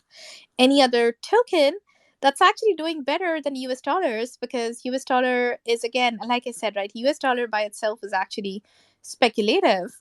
So the reason why people, I like my theory is that the reason why people hold US dollars in high regard is because you can spend a US dollar anywhere in the world, right? Most of the countries around the globe, they support US dollars, and most of the countries have their reserves in US dollars. So US dollar has this huge power quotient that follows it. Compared to that, our cryptocurrencies, they haven't yet seen that mainstream adoption, even though they were built exactly for that. And I completely agree with your point that, hey, once we get to that, people could actually start using it, and it's so seamless and so easy to work with that. So um Alberto, thank you for that. I actually did not know. I knew about Argentina's adoption of Bitcoin as a national currency, but definitely did not know about the app they had even a few years ago. So, thanks for enlightening me about it. But that being said, I know Big Back and Bandit, you have your hand up, so we'll go to you for a couple of minutes and then keep moving on. What's up? Yo, first of all, I wanted to say sorry for making that so long-winded because I Oh, think I got a little don't say too sorry. Don't say excited sorry for about what I that. was saying. No, thing is, I host these spaces. I host spaces of my own, like every Saturday, and I know how it is. Like when someone starts talking, and it's like, "Yo, bro, yeah, we get it, right?" So I get it. Like I totally understand from your perspective and from people who are listening. I totally, I sort of just like got too excited. So yeah, um, besides that, I wanted to say something about what Alberto, just piggyback off of what Alberto said about the like businesses accepting Bitcoin. Also on Showbiz Space earlier today, Chewy said something about having a similar map to a similar map of places that accept Bitcoin in the south side of the UK. I think London and I think Oxford as well. And he was like, 10 of these places are popping up every week, which is pretty crazy. Like 10 places that accept Bitcoin, like you can buy food in Bitcoin every week.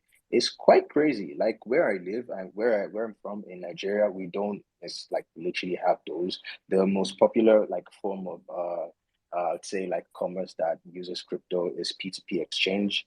And that accounts for a huge amount of the volume that we trade around here, but we don't really see people like say, "Oh, you want to buy something? I'll accept crypto for it."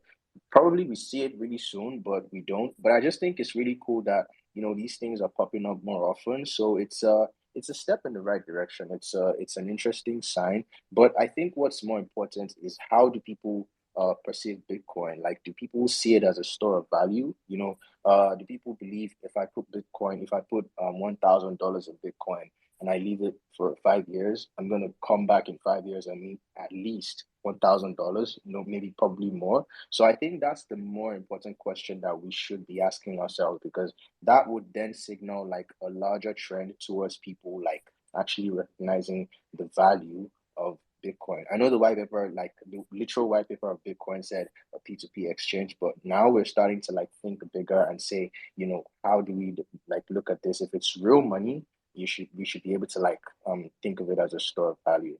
Oh, and shout out to all the wildcats in here. I don't know if you noticed that the space kind of exploded with all these cat PFPs, but those are my homies. They're the wildcats. Shout out to them.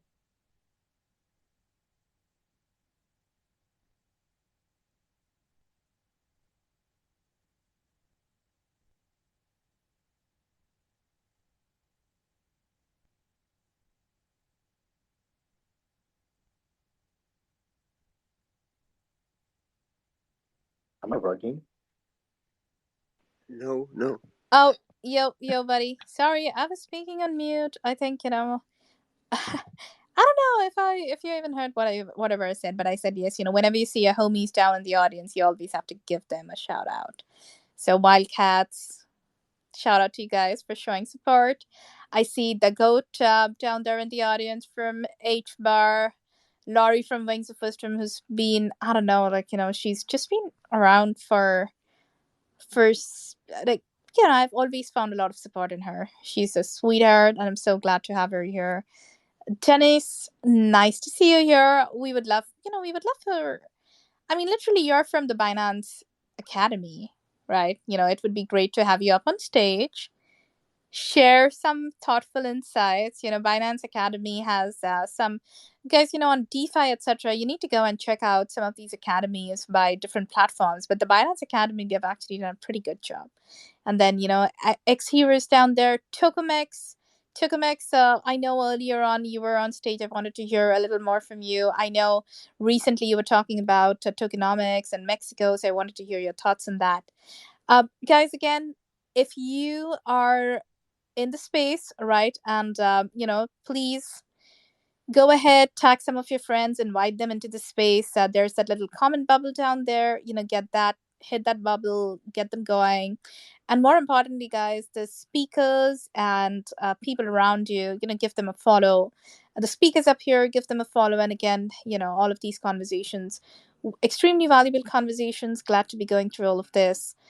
Alberto, thanks for sharing your perspective. And Big Back and Bandit, absolutely nothing to say sorry about. The only reason why I asked you to break it down into chunks was because everything that you actually shared earlier, right? Each of those points were very valid, and I just didn't want them being lost in a larger chunk of information that was being shared. So that was the only reason why I asked you about that. Okay, with that being said, guys, if you want to come up and join us on stage, please go ahead, raise your mic. We'd probably go on for another 30 minutes to 60 minutes. I would like to use the remainder of the time talking a little bit about the state of things across ecosystem, what's happening. I want to take a few minutes to talk about our project, what's happening with our project. And then from there, we will move on into the next segment, which is anyone who's up on stage and they want to talk about what they're working on or what they are representing today in the space. We will give each person 3 to 4 minutes to talk about that. So, anyone down in the audience who wants to come up and speak, right, when we kick off that segment, please feel free to do that. And we will start with that right after the project update segment that I'm going to start talking about right now. All right, so let me actually go ahead and accept a couple of speakers, so then we could go around to the speakers. So, guys, Orbis 86, if you don't know about a project, go ahead, give us a follow, right? We are a cross-chain NFT project, and our goal is to onboard 1 billion people into Web3 through arts, education, and entertainment. So every moment, every second, we are up here in spaces, talking to people, bringing them on board. That literally is the essence of why we have been doing this for over a year now in the space. If you go and look at our Twitter account's been active since 2021, I think, or 22. I don't remember now. But we have been here in the space for over a year. I am Sonia. I am the founder of the project, and I have represented diversity in Web3 at many conferences last year. In fact, just tomorrow, I'm flying out to Washington, D.C. to speak at the Women's Blockchain Conference. And just talking about a project, so a couple of weeks back, or rather last month in Feb, we launched our first drop on HBAR. Before that, we had a DAO drop that went on Ethereum in September. So, guys, we have been around for a little bit. We have just been building in the bear and, waiting for things to go back up. However, the NFT scene right now is not at its best health, right? So, just salmon shell for everyone. That is how it is right now. However, people who are around, do your due diligence. And if you get a chance to support a good community, go ahead and do that. Because, a lot of the NFT projects, they are community enterprises, and that's what we are about. So in the next 2 to 3 minutes, I'll provide quick project updates, things that we have done in the past couple of weeks. So we actually closed our mint. We have sold over 500 NFTs, and we have over 200 unique holders in our ecosystem at this point. There are also over 24 people who hold more than 5 of our NFTs, so we denote them as whales in our ecosystem. And part of the utilities that our NFTs brought was people could actually get more free NFTs rather, as we work through it. And so we have 3 pillars, right? Art, entertainment, and education. In art and entertainment, we are working on comics, animation, and also creating a game. The game is sort of a tabletop game, which will have a real life version and also an online version similar to Gods Unchained. That being said, on the art and entertainment side, we now have a full-time comic writer who is working on the comics. The draft, actually the final version, we already have a draft for our first comic chapter ready. The final version should be ready later this week. And then in a couple of weeks' time, we are looking at launching our first comic NFT drop. In the meantime, last week, we already had our music NFTs all done and finalized. I have the metadata and everything ready. Everything that we give out has utility. The music NFTs that we will be launching, they will actually come with the visualizations, and it will come with the raw file, the raw After Effects file that the holder can use to create visualization for any piece of music they want. We are launching these also on Hedera, and the way to mint one of these is to hold one of our NFTs, and then people are going to get the music NFT airdrop to them. However, Hedera supports multi-file NFT format, and it's because of the multi-file NFT format we have been able to package a thumbnail image, an audio file, the video visualization file, as well as the After Effects file, all as part of the NFT. So if you guys are new to Hedera, go ahead and check it out. As a project, we are actually a cross-chain project. I'm a Web3 maxi. So we work across chains. At the moment, we're working with Hedera and Ethereum. However, next week, the week after, you will see more people from different ecosystems joining. We're going to be bringing people. We already have folks from Cardano and XRP who generally join these spaces, but we are also going to be bringing in more folks from obviously Solana, but also I can already see, some DeGods and youths down there. But yes, in terms of people from Foundation or from the core team joining us, we're bringing in folks from Filecoin, Near, Quai, and so on. So, a lot of the different protocols that are there, as well as the DLTs and blockchains that are out there. This Web3 space, again, we call it the Web3 Pulse space because, we are cross-chain, multi-chain, and we believe that wherever there is a good, thriving community, that community will eventually sustain. And in the longer run, if you're looking for mass adoption, we all have to come together as one. If we all fight amongst ourselves saying this chain is better than the other chain, we're not going to get there. And the final piece of information is on merchandise. All of our holders get access to merchandise from t-shirts to LED caps and LED backpacks and LED t-shirts. And we are setting up the merch shop as we speak.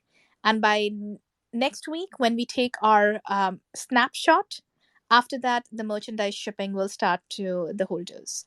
And finally, this week, we're also looking at launching not launching, but rather working on our tokenomics. And our token is what would power the NFT holders as well as the game that we are working on. And Philip is actually the one leading the effort on the game design document. So those are updates from our project. Beyond this, what I'd love to do now is, just hear from different folks who are up here on stage. Bring you all up. Guys, we will keep circling through this next segment. Everyone who's up on stage, guys, take like maybe 4 minutes to talk about what you're doing here, what you're doing in the space, right? And go ahead, shill yourself, but shill it in a way that it adds value to the conversation, right? So other people can actually come and follow you. If you just try to sell something without a story, not a great marketing tactic, guys. So please go ahead, feel free to raise your hands and take about 4 minutes by the clock, right? If it exceeds 4 minutes, I'll have to unfortunately just jump in and, say thank you to you. So try to keep it like within 4 minutes. So that way we can go to all of the folks and maybe even ask you a question or two. So I know Web23, guys, you had your hand up first, and then we'll go to Wildcat Alliance, and then we'll go to Will. Hey, Web23, how are you guys doing? Yeah, hi Sonia. This is Dale from Web23. I like what you just said earlier. And actually for Big Back, I'm second to you. Every time I buy or sell, it goes the other way. So don't worry, we're we're all part of the same boat. I just like to report. Not really selling anything, but I would like to report. I just came back from ICANN, which is the Web2 domain industry area of the domains, because as you know, domains is the a fundamental structure in the internet, right? But as you said, also in order to have a mass adoption, working together we across chains and all the stuff, we follow through that. In order for a mass adoption to come in, we have to tap into the what do you call this, into the Web2 world too, to bring them over, because that is our entry point into the web. So coming from there, we came in for, with open arms and with peace offerings, to tell them that we are not to rule the world, but we are there to expand or to spread awareness on the new, not really for crypto per se, but for the data features of the chain, of the technology that offers, right? And basic questions to them like that, how would you solve data ownership? How would you solve data, some sort of data immutability, authenticity? And they was just, their face are blank. That's caught off guard and say, oh yeah, you're right. It's like this technology that they cannot ignore anymore. So that's the field that I've got, that they are the Web 2 part of the world is beginning to see the features that's needed to be adapted, incorporated into this new world that we're in. And there's other extensions, of course, like the .art, where they started with pairing with ETH domains, so that they attach the authenticity piece of creatives people to be part of that. So that's all I would like to say, and it's looking good. They're really starting to realize that Web 2 and Web 3 are blending together. Hey, thank you. Thank you, Dale, for coming up and speaking about the ICANN conference. Guys, again, if you don't know ICANN, go Google it. It's literally the main registrar where all of our domains are coming from. I know Web23, thanks for wrapping it up in time, but I do have a question for you. A lot Sure. of people might not know what you are working on, but you guys have something going on which allows people to really blend Web 2 domains with Web 3 domains. Do you want to just take a quick minute to talk about it? Yeah, sure. Thank you very much. Yeah, we basically we're one of the providers in the Hedera naming in the Hedera ecosystem. There are several, and we're one of them. But we have a differentiation in terms of we created a plugin so that your HBAR domain, that's what we primarily sell in the Hedera ecosystem, can resolve into the browser. Okay, but we created a little plugin so that will hook you up to the Web 2 to your Web 2 assets. That way, it's just not a name that you can just use as an alias to your wallets, but also as your ability to redirect to your particular website. So that's one of our first offerings, and we're busy grinding at the back end, and we'll be coming up with additional features so that the Web3 domains will have additional utility. So we'll come back again in some other time when we're ready to expose them.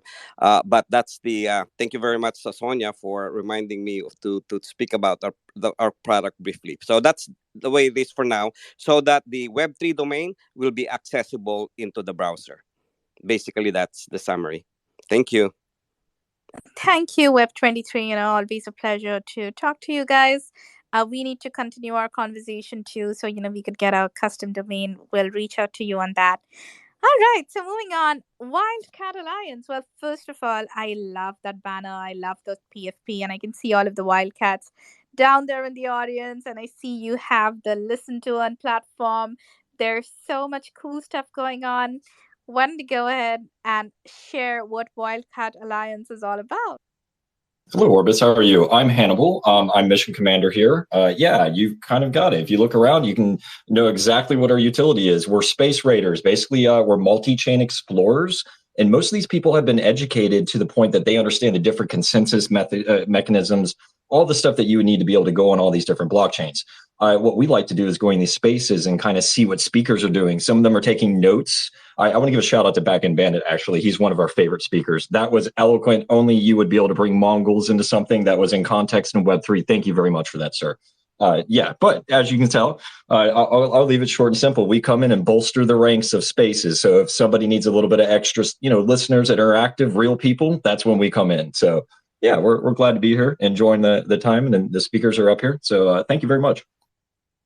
Hey, Hannibal, thank you for doing that. Hey, you really kept it short and brief, and that was amazing. People understand what it is. Now, I love that tag that you have going, right? Listen to Earn.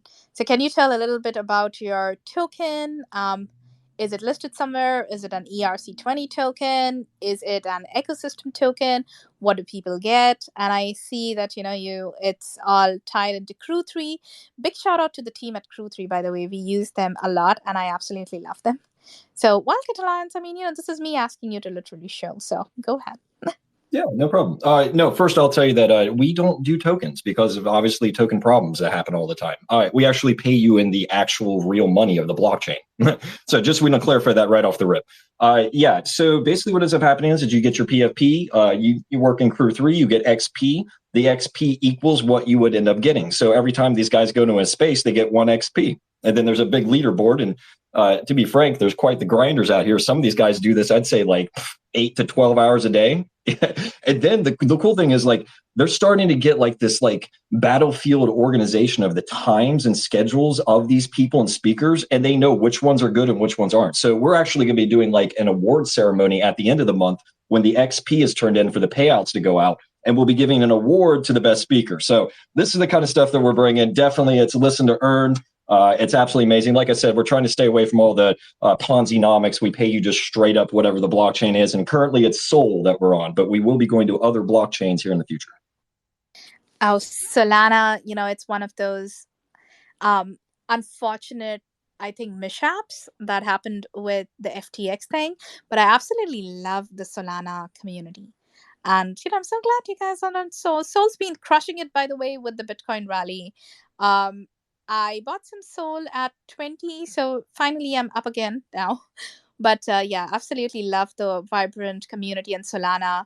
I think some other day somebody was saying that, with Solana, with everything that has happened, I can't wait to see Solana just, fade out. And I said, I don't think that will happen just because it has such a good community. And when Solana hit $8, and Vitalik came on Twitter, right, and he posted that tweet where he was like, Solana has a great developer community, and, I want people to go and support Sol. I felt like that was a boss move. And I'm not saying that because, we are on ETH, as I mentioned earlier, we are on multiple chains. In fact, on Solana, the 3D Game Guild, I know the founders very well. I know a few other project founders from Solana, absolutely vibrant ecosystem. What you're doing, Hannibal, this is amazing. So can I ask you, how do you guys go ahead and identify the spaces that you want to be at? Like, I know you came here following Big Back and Bandit and, Big Back and Triple B. Thanks for bringing these guys over.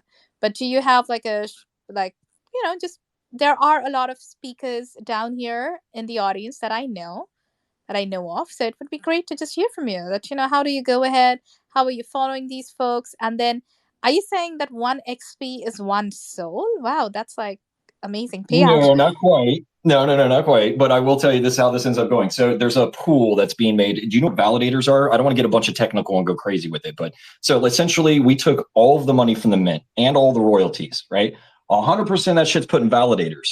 All of the money that comes out of validators from the rewards is what gets divided in the XP, and everybody gets paid from the validators. So this is a sustainable model, and it's something that will continue as long as the blockchains continue doing transactions. So yeah, that's how that ends up working. But I do want to kind of like touch on something with Sol. All right, so you are totally right. The community in Sol is the main thing. It's the utility of Sol. However, I will bring up a couple of things. The transaction fees are absolutely amazing over here. This has done something like we have a DAO over in Sol. We would have never been able to do this on ETH just for doing the transactions alone. That's one of the things. The other thing is this. It seems like the bubblings of the weird like front lines start happening in Sol and then bleed back to the bigger guys. What I mean by that is like ETH really hasn't gone through the royalty maturity debate yet. And that's because it's so immense that there's no really like central groups that are like driving that narrative. You know what I mean? Like, yeah, Yuga Labs, of course, but you get over in Sol and it's like, they all know who each other is. Like Frank to Gods is famous. Obviously, he's off doing his thing now. But what I mean is that the marketplace has got together on the royalty situation, which is something that's going to happen over on ETH eventually. But I just want to touch on that. And thank you very much for the flowers on the stuff that we're doing. It's actually pretty awesome. I find this to be really cool myself, too. So to pick speakers, what we're doing right now is we're going around kind of showing everybody what we can do. We're giving tastes of it, right? So we're showing up here and it's like, now you can see exactly what can happen. You guys can be doing your thing. And if you don't have a lot of people, what we found is this. If you can get to the 25 person mark, you can probably get to the 50. You get to the 50, you might be able to get to the 100. And what we do is we bring you in and jump you that extra level that all of a sudden now you're getting on people's radar and they start flowing in. The other thing we found is the algo tripping is absolutely important. So these guys, if you notice, if you go down there and hit your comments, they're throwing in their PFP and they're typing in these tags and they're like, how you guys doing? And then they're literally retweeting that to their people. Now, keep in mind, these are all real people. So those are all real people they're retweeting to, and they all trust these people because they're educated, and everyone there is just this massive network all over the place. So essentially what we're trying to do is these people really are space raiders on their own anyway, and they're just kind of monetizing it now at this point so they can earn a little bit of money while they're in here learning. And then the fun thing is we got all these people together, and like you're saying, we are gathering speakers. We are gathering the best of the best. We can see this because we have the big picture perspective. So yeah, it's been absolutely amazing. Thank you very much. Thank you, Hannibal. Hannibal, it was a pleasure having you come here with the entire tribe. I don't know what is a collective of cats, of wild cats called. There's probably the pride. Yes, thanks for bringing together the pride too. I'm going to go on to Will, but Hannibal, I've sent you a message. I would love to bring you on to another space with a lot of the folks from the Hedera family. And, Hedera, Solana, I know there's a lot of crossover between their, because even Hedera has low gas fees, extremely fast transactions, and also a very nice and thriving community. So I would love to have you guys in some of those Hedera spaces too. So folks, just FYI for all the people down there in the audience, if you want to come up and talk about what you're doing in Web3, a project that you're working on, or what you're personally working on Web3, please feel free to hit that mic button. We will bring you on. And then you get like about 4 minutes to talk about it. So that gives us a minute or two to ask you a follow-up question, and then just go from there. Guys, once you're up on stage, please feel free to put your hand up. So that way we can easily, go from one speaker to another. So at the moment, I'm going to Will. But yes, if you're ready to speak, just put your hand up, and then, we could go to you. All right, Will, what's up? Thanks for joining us back. Yes, absolutely. Always a pleasure to be here with you, Sonia. And I see Philip Ross is co-hosting. I see the Wildcat Alliance is in the house. Shout out to Aslan and all the Wildcats, very familiar with that project. I believe I'm still in one of the Twitter DM groups they created for the project. But hopefully that doesn't cut into my 4-minute balance of time. I don't know that I'll need the full 4 minutes, but here we go. I kind of alluded to this a little bit in my opening intro, but for those of you who are not here for that, and those of you who do not know me, my name is Will T. I am a Web3 educator. I run a Web3 brand called Kingfisher's Corner. The purpose of Kingfisher's Corner is to amplify the message of Web3 education using the current social media constructs that we have at our disposal. We're always looking for ways to innovate and get our message out more organically and naturally into other ecosystems as well. Personally, I have created and continue to create static printable masterclass content that explains Web3 in a very simple, common language perspective. Takes the text speak out of it. It takes a lot of the references that we know, the acronyms, out of the equation, and it speaks to an audience of people that know nothing about what we're doing here, about the true value of participating in this space, giving them a reason to participate in things that they already identify with in their day-to-day activities. Additionally, with that, there will be at some point in time a recorded video overlay on the masterclass content. I'm looking at doing live online master classes where people can interact in a live environment. And I have an NFT drop coming in the month of May, which will include as a bonus in downloadable content an ebook that is the more comprehensive perspective on the masterclass content I'm creating. Thank you for your time and space as always. If you have any questions, I'll field those now. Hey, Will. So guys, more than a question, I just have a comment on whatever Will is doing. So again, Will was actually one of the first few people to onboard me into the space well over a year and a half ago. And he was very patient answering every silly question I had. And without the help of people like Will, who are willing to onboard people, not charging them anything for sharing the knowledge that they have acquired and just making it easy for them to transition into Web 2 to Web 3. Honestly, without folks like these, I wouldn't be here, a lot of us wouldn't be here, and more importantly, I wouldn't even be inspired to give it back, right? So again, thanks, Will, for doing that. Also, Will is a great advocate for diversity and inclusion. Will, in the collective right now, how many women do we have versus men? I would say of the 10 founders of the Learning Collective, it's 80% female and only 20% male. That is how it is, guys. So, please join Will's Spaces. Will, if you want to go ahead and pin something up on the top, please do that. Web23, I took the liberty of pinning the pin tweet from your main profile. And Wildcat Alliance, Hannibal, I went ahead and pinned the Space Raider platform. If you guys want to, so Hannibal, if you want to pin something up out there on the Jumbotron, feel free to do that. All right. So with that being said, guys, again, to everybody down there in the audience, definitely appreciate all of you coming and joining us. I see Zelrose there, shout out to you. I also see a sneakerhead down there. It's amazing to see projects down there, not just from Solana, but from ETH and from Hedera. And I see Lady H Bar, who has the H Bar handle, but she's rocking a kit called Beast from ETH. I am a beastie too, so love that community. They are redefining community again on Ethereum, and I see the goats there, and the goat. He himself is a very passionate builder in the space, but has also done an amazing job of just bringing folks together. And CryptoGirl, thanks for joining us up here. And Aslan just gave you a follow. Thanks for putting together this brilliant Wildcat Alliance. Huge respect to you. So without further ado, I'm going to go to Sonia. Yeah. Just real quick, if I may interrupt. So I pinned to the top, not something that's going to amplify and spotlight my focus on what I'm doing for Web3 and beyond, but I do want to highlight and amplify some friends of mine that are holding a camp-style conference in the second weekend in July in Nashville, Tennessee, and it's called Kid 3. So I just want to bring everybody's attention to that. It is geared, the audience is geared for ages 6 through 12 of teaching them about the value of Web3. Awesome. Thanks, Will. I just went ahead and retweeted that.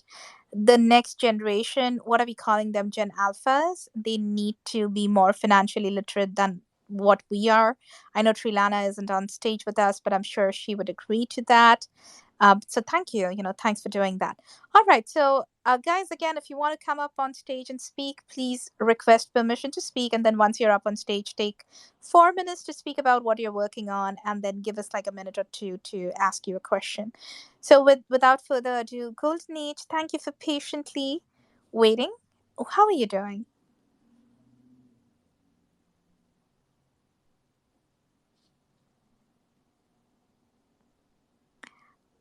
Golden Age, can you hear us?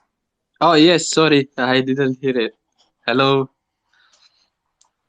Hey there. Hi, I'm looking at your artwork right now. Looks Oh, beautiful. What are you guys working on? you like it? Oh, thanks. So I'm like, sorry, I'm working on creating a community art brand project, and what I want to do is to represent a multicultural and historical ethnics and their tradition in form of art traits. So what I want to say with that is that differently from many projects that maybe they use, I don't know, laser eye, dragons, or something like very futuristic. I believe that already with our past, with our ancestors, we can have like an amazing and crazy interaction of traits. And I want to focus in what we were and what we are now. And for example, like in the case that you saw, there is a owl as a trait, a body and the armor of Aztec style. But there are as well like Mongolian style, Japanese, Roman style, Persian style. So it's something created in this way. And as you can see, I don't have many followers because I started by myself. I don't have any influencers so far. So I'm trying to do as much as normal possible for normal people. And I know it's very tough, but as far as I can, I'll try to push it. I'm trying to build everything.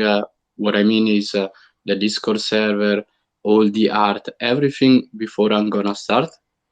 The only thing that it would be missed is, for example, the how is it called, the website, because what I thought is simply that since I'm spending all the money before even opening Discord, I want to focus in the only things that are very important, and for me it's the art, since it's an art brand. And actually consider that what you are seeing is not even the art upgrade. It's something that I will start with a smaller collection to then, after, when I have the confidence of the community, if I will be lucky enough to have it, to then move in a different step. And as well for the members inside the part of the team, I want to choose by the community. I want to do something different, honestly, to give the same opportunity that I didn't have when I started in this environment. At least I'll try as best as I can in this way.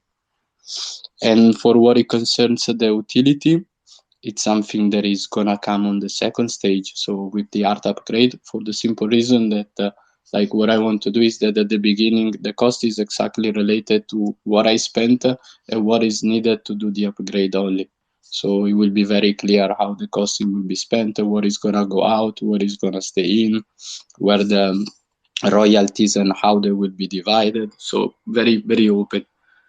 And as a utility, the idea that I have to think about very well how to do it, it's for sure something easier.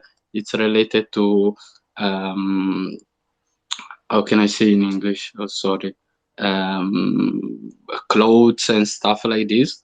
But I want to do it with like artisanal companies, in a way that I can provide something more like nice rather than something that is very commercial.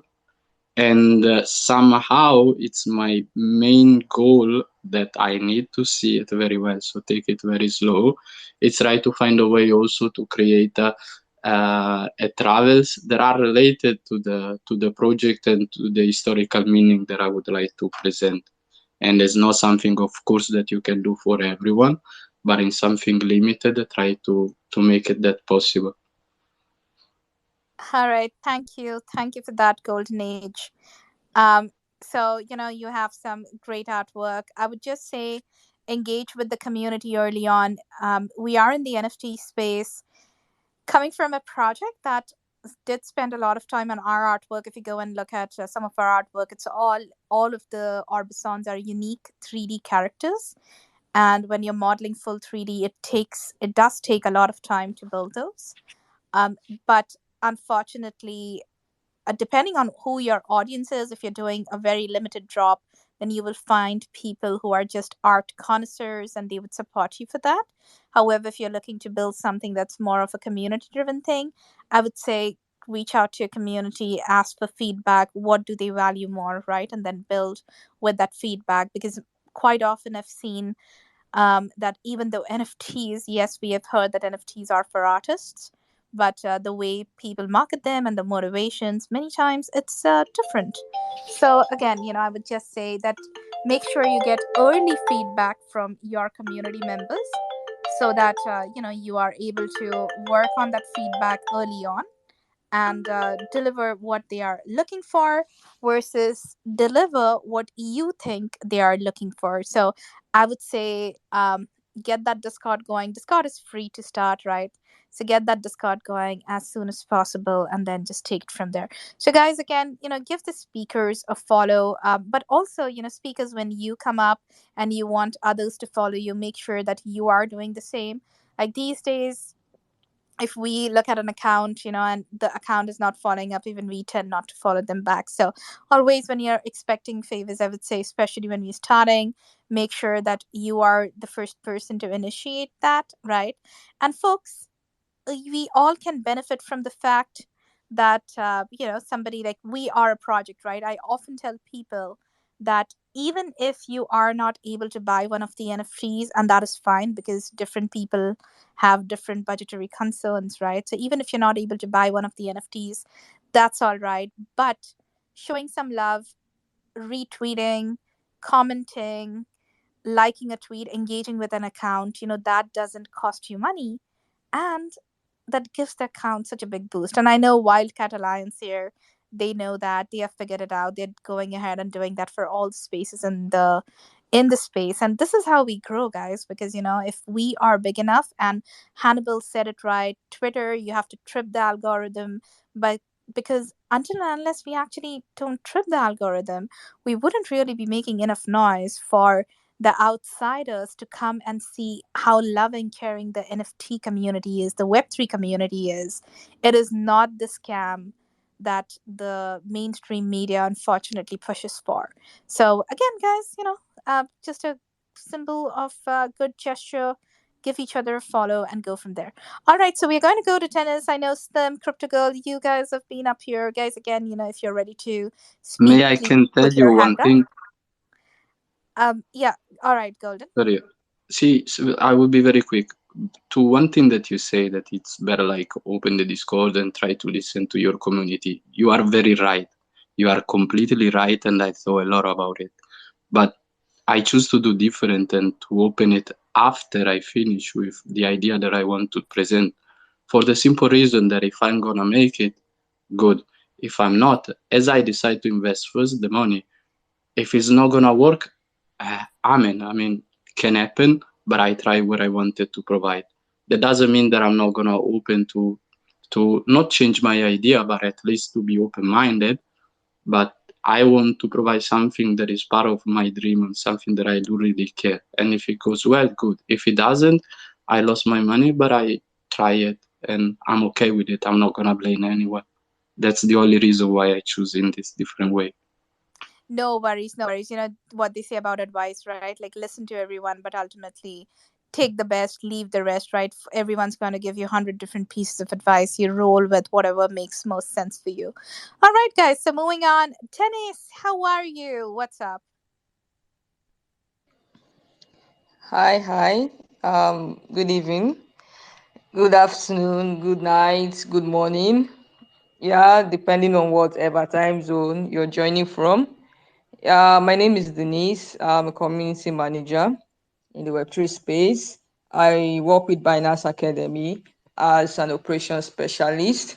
Yeah, and also building. I don't have a project. I don't have an NFT. I don't have a metaverse startup, but kind of building my own thing, which is basically a community management agency. So we basically provide community is like Web3 is 50% community, right? And if you're building a Web3 project and you don't have like a community or you don't have an intention of building a community around it, then you are doomed for failure because for you to grow, for your project to succeed or whatever, community is like the main ingredient in that particular stew. So yeah, so that is why we at Astute, we are more than ever, looking at building communities for this Web3 project and seeing how we can grow together. And also, I'm really much interested into onboarding new people into the Web3 space. And that is why for the last 2 years, I've been like conducting these kind of classes where I do on board, teach people about cryptocurrency, tell them how to get jobs in the space, and basically help them to scale through in the space as well. And that was what basically led to us founding a community called Dakada Web3. It's actually a native word, which means stand up. In my native tongue, it means stand up. So we are basically telling people to, okay, you know what, it's time for you guys to get up for Web3. It's time for you guys to learn about Web3, get to know about Web3. And we basically like host Twitter Spaces, Telegram community calls where we discuss about Web3 and teach people about Web3, especially newbies. From time to time, we do conduct like some kind of Twitter Spaces with projects, like bringing this project to our community members to tell them about the project. And funny enough, I just finished like a space with one of this project called Cross Network, which is into decentralized storage. Yeah. And what else is there about what I'm doing, my ambition in this space? Yeah, and I do have this thing where this Twitter space which I hold. It's more like an event which I hold like every Women's Day. I hold like a Twitter space. I'm trying to onboard women into the Web3 space. And I think last 2 weeks, which was like Women's Day, we did one of the Twitter space, and it was kind of massive because the turnout was really, really impressive. And we're able to partner with some exchanges like L Bank and Cryptos to just to help spread the word. And we had like really, really innovative speakers, female speakers, who are kind of building their own stuff as well in the space. We had like venture capitalists as well, knowing that women are very, very few in that particular area. So I'm happy to be here. I think this is my first time on this space. Yeah, I saw like Big Band and Bandits. Yeah, I've been communicating with him recently, and I saw him on the space, and I just decided to up him as well. Thank you. Hey, Denise, thank you so much for joining us up here. First of all, it's always amazing to meet another woman in the Web3 space. We all know that, unfortunately, the gender ratios are quite askew, not just in the traditional finance, but also in the Web3 space. And it's absolutely amazing to see all these brilliant women out here in the space. Like, literally, tomorrow I'm heading to Washington, D.C., where there is a Women in Blockchain conference, and every single speaker is a woman. And I was like, wow, generally on the main stage conferences, women get lost. There was Cynthia, she is also one of our DAO members, and she is a DBA advocate, a full-time DBA advocate. And we remember this one panel at NFT New York, and I'm speaking at New York, and they do get a lot of good speakers and stuff, but this panel was on representation and diversity, and there wasn't a single person of color on the panel. So it's so when you see things like that and you talk about Web3 being for everyone, it's well, the first thing that we can start with is gender representation. So we have male, female, and anyone else who doesn't identify as a male or female, right? Everyone can come here and speak. So that's the first thing. And Denise, I was looking at your profile, a few different things that you're doing, especially like onboarding the youth in Nigeria. Kudos to that. So I wanted to ask you, right? Like, hey, I was looking at Dakata Web3. So the Twitter Spaces, etc., that you're hosting, is that as part of Dakata Web3, or is that part of your agency, which is Astute? No, the one we just concluded for like today was part of Dakada, which was like basically discussing with different projects, trying to bring them to our community, just letting our community members know about these different projects and what they're building in the Web3 space. And then for our students, we usually have like a kind of Twitter series where we basically talk about everything related to community building, and also basically talk about probably something interesting in the Web3 space, but at the end of the day, everything boils down for us to community building. So we just basically talk about share tips on how to manage communities, how to build communities, and basically how to grow communities in the Web3 space. All right.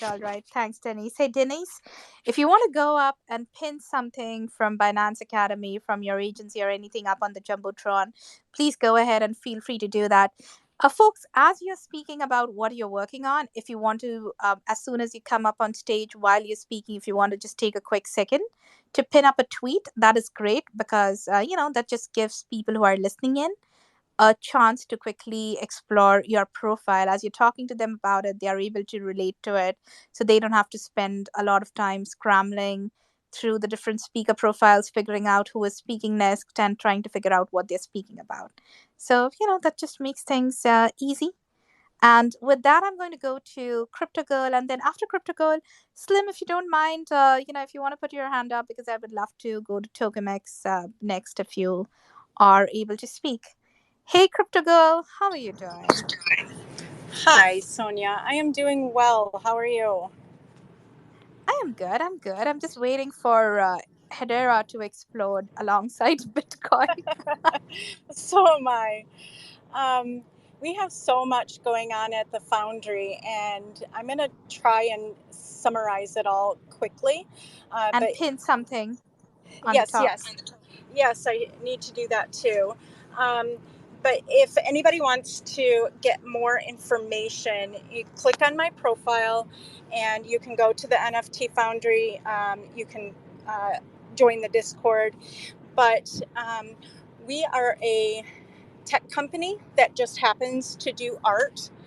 And one of our tools that we're building right now is going to be a directory for Hedera.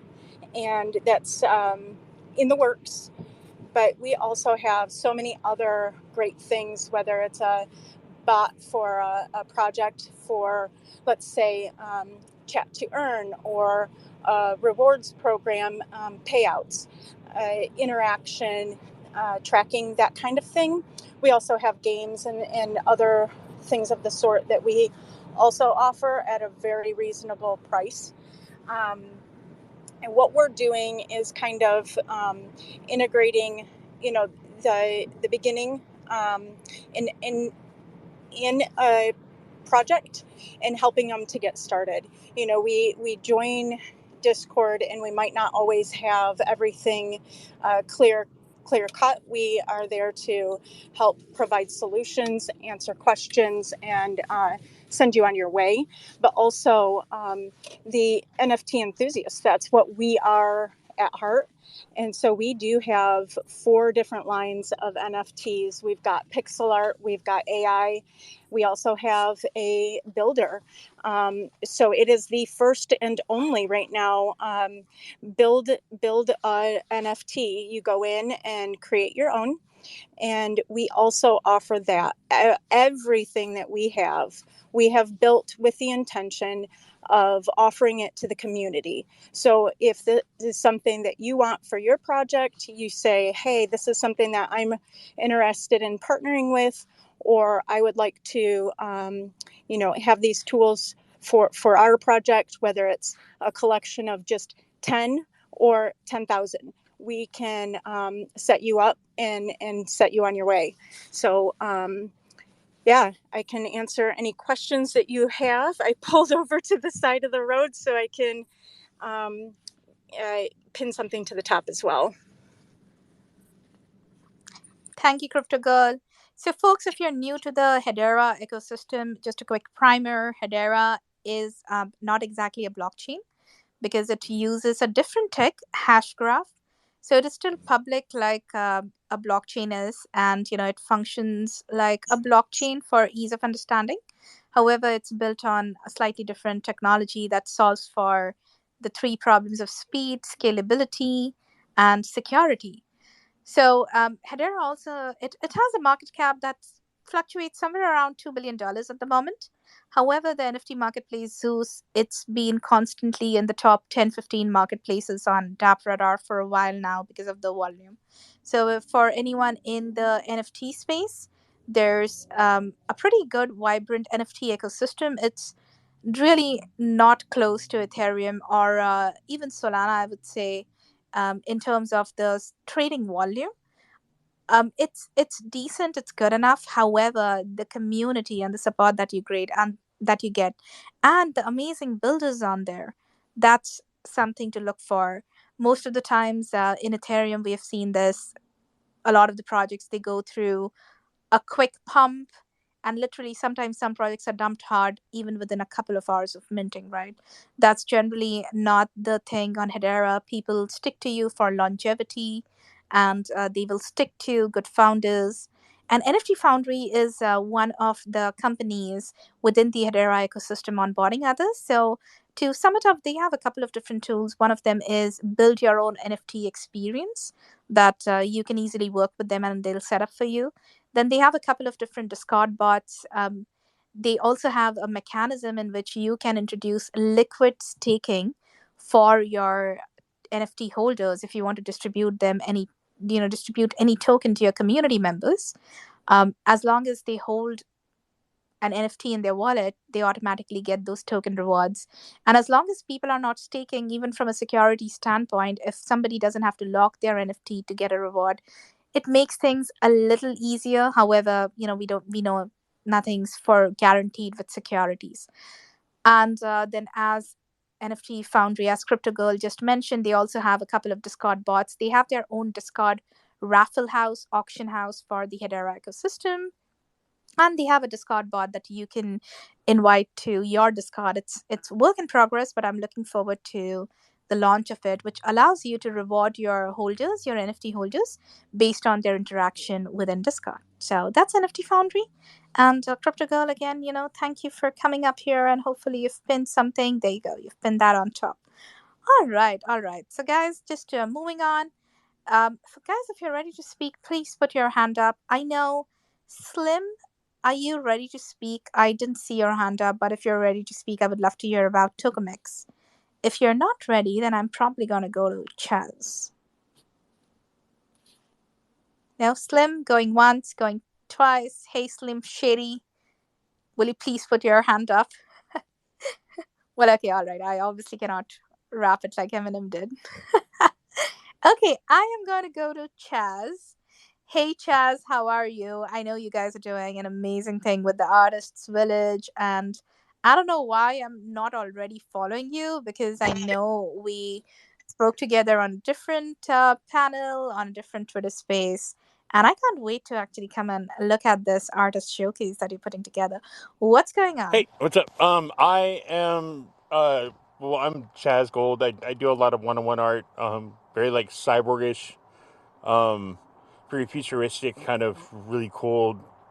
Usually leaning into the divine feminine type art. But this last few couple days, this last week, I'm actually like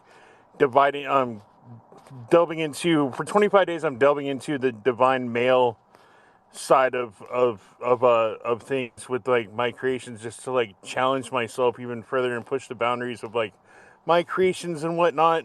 I was just trying to find a tweet that has what I'm talking about on it. Sorry, it's a little bit down there. I haven't made a new one. I was gonna make a new one. No, but that's okay. Here we go. Here's one.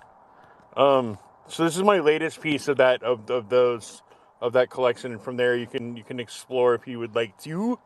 In those are in known origin. They're broken up into a series of 25/26, because I give all my holders an animated NFT with like music on it every 25 days that I build. Each day, 25 days, when I finish those up, I do an airdrop to all my collectors. So they have them sectioned into sections of 25 plus the airdrop that the collectors got for that little block of NFTs on that platform.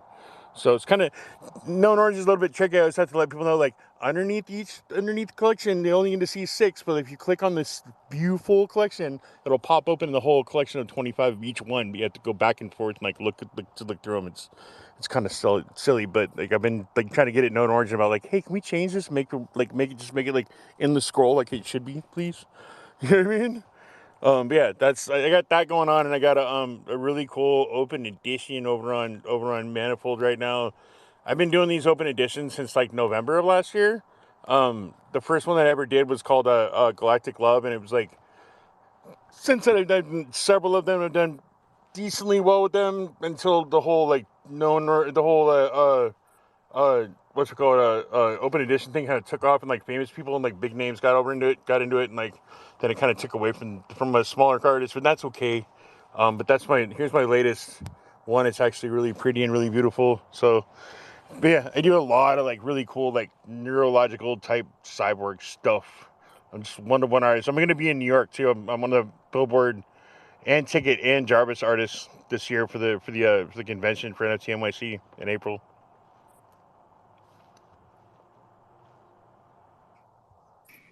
Hey, Chaz, thank you so much for joining us on stage, and you definitely have some very, very beautiful art.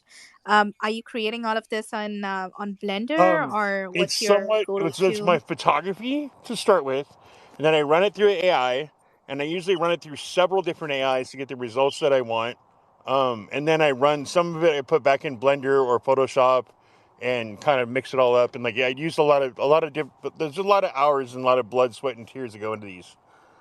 You know, but it starts with the Oh, initial they image look of my actual photography, and then I build from there.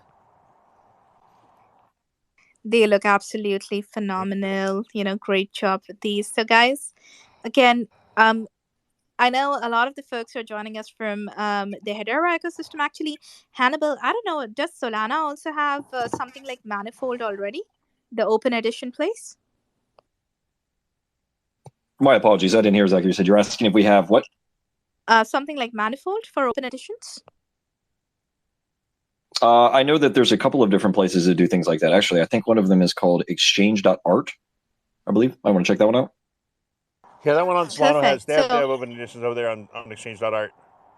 I've seen that. I'm not on that ecosystem yet. Like I'm so spread out on ETH and Tez, and I'm like, do I really need to take on another platform or another blockchain? You know what I mean? I don't want to over mint. no, I hear you. I hear you, So especially when it's all different languages and different stuff. Yes, but I'm definitely looking forward to the ease of no code platforms, right? So you don't have to worry about whether you're on Rust or you're on Haskell or you're no. on Solidity. It just makes things very easy for people to come and get on board it. But guys, anyone in the audience, especially folks from the Hedera community, open edition is when you don't actually have a set supply. So generally, how people roll out open editions is it's kind of like 1155 ERC 1155. So you have one piece of artwork, and it could be something fabulous, and then multiple people can own it. But instead of putting a number on the number of people who can own it, you just keep it open for, let's say, 2 days or 10 days or 7 days or whatever the number is, and then you just let people mint whatever they want to mint, right? Yeah, this And one, you will the one that, like, for example, the one that I have right now is only open until the 28th of this month, because that's when NFTLA ends, and this is actually being shown at like 3 different venues throughout the whole week on different screens at different events. So I made it where it's an NFTLA live special. So it's like, you know what I mean? Because I want to reach out, trying to get some new collectors from the NFTLA the convention. So Yeah, absolutely. So that's how open editions work. So, let's say if you keep it open for 1 week and you have 100 people come and mint it, then that's your max supply. And if you have 100 million people come and mint it, then that is your max supply. Especially with a lot of musicians and artists, this is becoming very popular because it allows you to, like, how in the NFT system, if a project doesn't sell out, there's then FUD, there's just bad marketing and whatnot. Open editions just take that away. And also it's a great way to try and sell something at a lower cost, but then you make money from the volume of the people supporting you. So anyone who wants to look at open editions, go to Manifold, or as Hannibal said, on Solana you have engage.art. Is that what you said the platform is? I said exchange.art, my bad. And then Exchange.art. I will point something out, though. We have something called a candy machine. So if it's configured properly, you could configure it for one of ones, as we call them over there, to be distributed. But most of the time, the artists, like, I do implore you guys to check somebody out called John Lay. John Lay has made some of the most phenomenal one-of-one art I have ever seen over there. And there are ways to do the tokens exactly like you're discussing. I would preface to say that, believe it or not, I dabble a tiny bit in dev work. And I will tell you that when I learned Solidity, it was much harder than doing the cargo and Rust way over with Sol. Sol, I literally was able to spin up my own candy machine, where the EVM machine over on ETH is a total pain and completely insane. So I just want to point that out to you, that those of you that are artists that are trying to get into something, that actually is a little easier over on Sol. So that being said, the one-of-one artists also on Sol are very, very, there's a huge community of them. There's even DAOs that go around and buy just one-of-one art. So I would say go over and check that out. Exchange.art is a good place to start.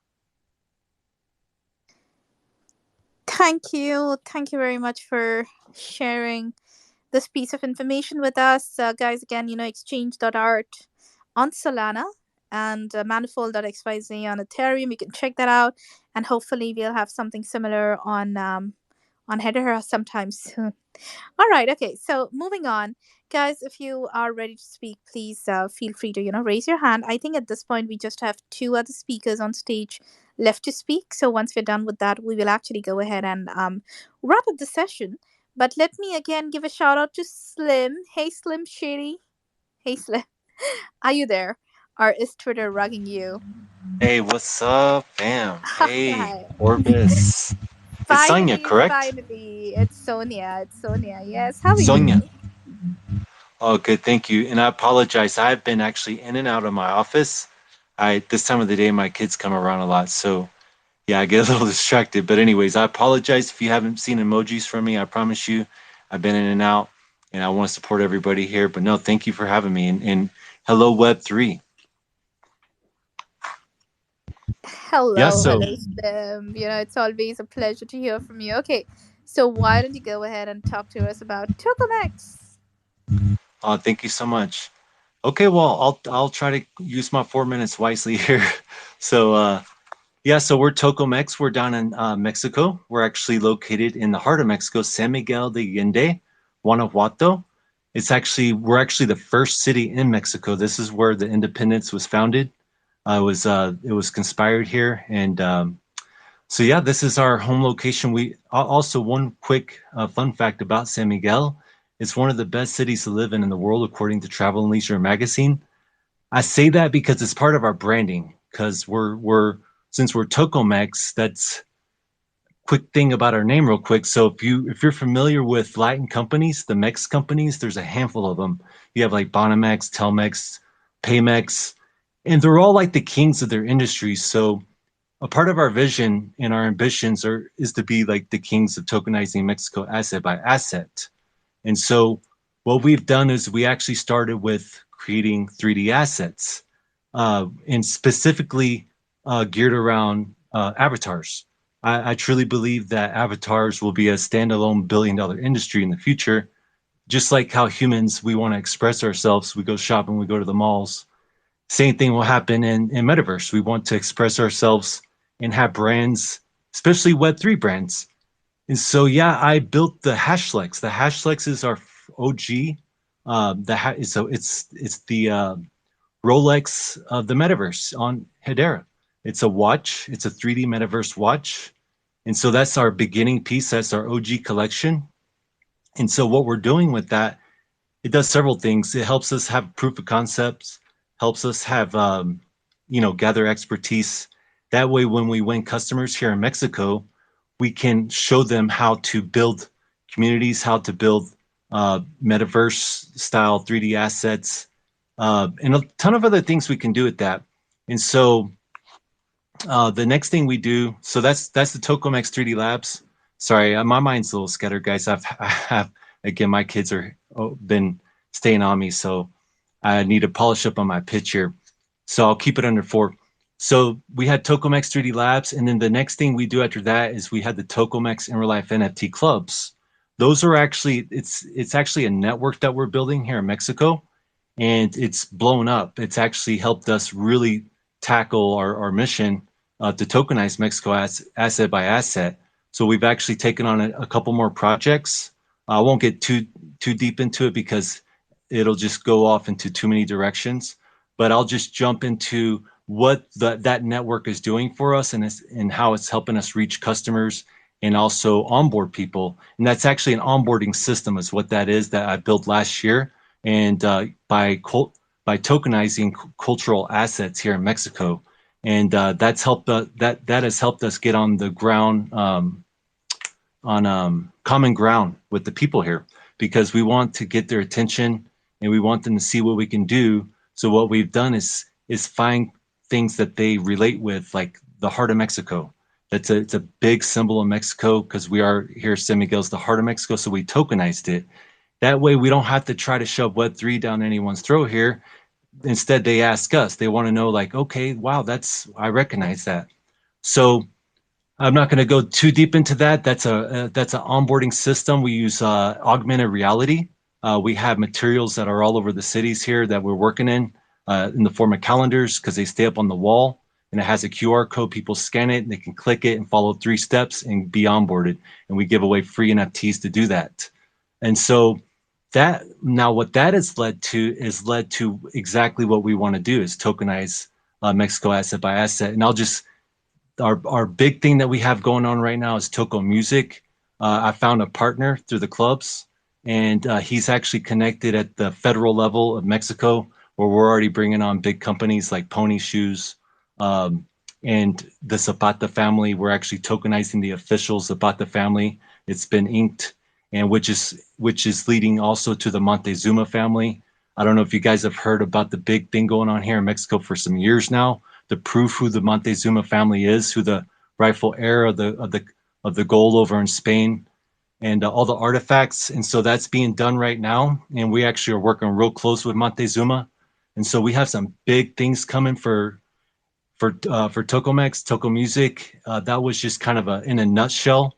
But yeah, besides that, we're community builders, and we're here in the space in Web3. We do build on top of HBAR, but we're cross-collabing with cross-chain. Metavision is one of my OG partners. He's been with us since day one. And right now we're working with some just cross-chain collaborations. But yeah, that's pretty much it.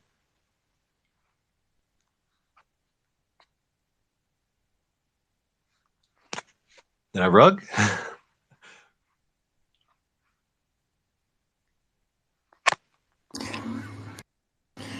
No, thank you. You're amazing. Oh, hey, thanks, fam. I'm sorry, I'm a little scattered. I don't know if that wasn't very polished.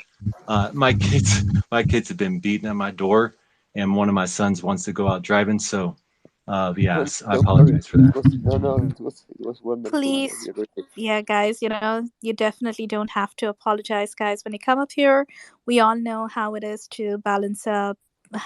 Just balance, a good balance between real life, and then we have our alter egos up here in space. So, all right, so moving on. I know Freaky joined us. So Freaky, I'm gonna go to you. I'm trying to see who else do we have on stage. No, it's Freaky, and I see Darula down there. Darula, if you want to come up, share some news about the Hedera ecosystem, would be glad to do that. Guys, again, this you can come up and you have anything to share.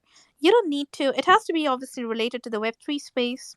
No spammers on stage, but if you have something valuable that you want to share with others, then you can come up here and you can share that, right? Just make sure that whatever you are sharing with people, it is valuable. So if you come up here and say some shit like, hey, I want to see some tits and stuff, that's going to be an immediate ban, guys. And we have literally had people who came up and did that, and we just had to wave them goodbye. And I also see Bami, you joined us. So I'm going to go to Freaky. And then from Freaky, I'm going to go to Bami. Guys, again, take 4 minutes. Give us a minute or two to ask you a couple of questions. And Tokamex, so glad you could join us. And, you obviously have to take care of your little ones before anything else. Guys, if you haven't taken a look at Tokamex, go ahead, check them out. Again, guys, you may or may not, if you like something, go ahead, buy the NFT. But it doesn't take a lot to just go and give people a follow and show them support.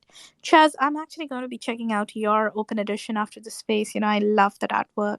Hopefully I can snag one for myself. Okay, all right. With that being said, Freaky, what's going on? Hey, Orbis. No, I just only saw you open space, and I just only really seriously came to give you a big shout and much love, my dear sister. And you are amazing. And thank you so much for providing such a platform and supporting so much amazing artists. First time I meet Philip, I hear him, but I know Alberto, amazing man, and Chase, my brother. Vic also down there, guys. He's amazing photographer. Stroke also. So I see actually many familiar people here, and they're so good and so amazing. So yeah, really. So I just want to really have nothing to say except just only much love, my dear, because it's really good, the kind and the support what you give it to all these beautiful people. It's really amazing. So yes, and also of course my lovely dear crypto girl. Yeah, she's the crypto queen. Yes. So yes, so big shout out to you and just much love. I'm just here if you want anything or so to support you, and yeah, much love. Thank you so much, and really I really appreciate you a lot, my dear. Thank you.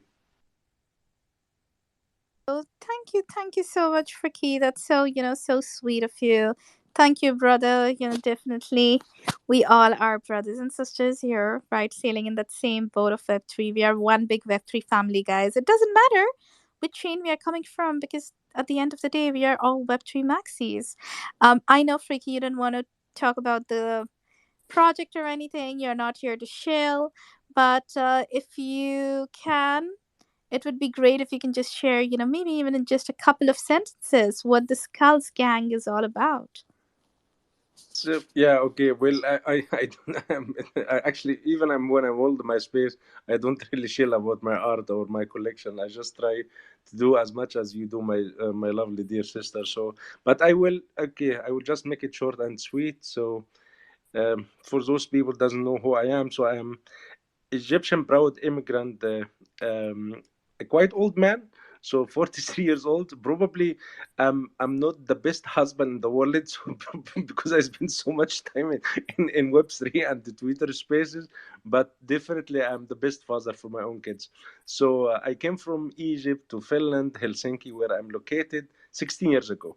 And it was part of this, it's actually part of this education to get education. My kids, even they born and they raised in one of the most beautiful, valuable country of education, but I was actually educated them in different way, just only to teach them where is their own father, his roots, where he come from, and end up with me was building and meet amazing beautiful team in Web3. We are full ducks team, and we create 2D art as a Freaky Skulls Gang Club. So it's a Freak Schools Gang Club, guys. You can just only check it. It's a website, DM me. Please go to our Discord. You get to know everything, the utility, everything. It just it never been made before, not as a skull, as the head of the skull, no, as a half body skull, the reverse of a human being.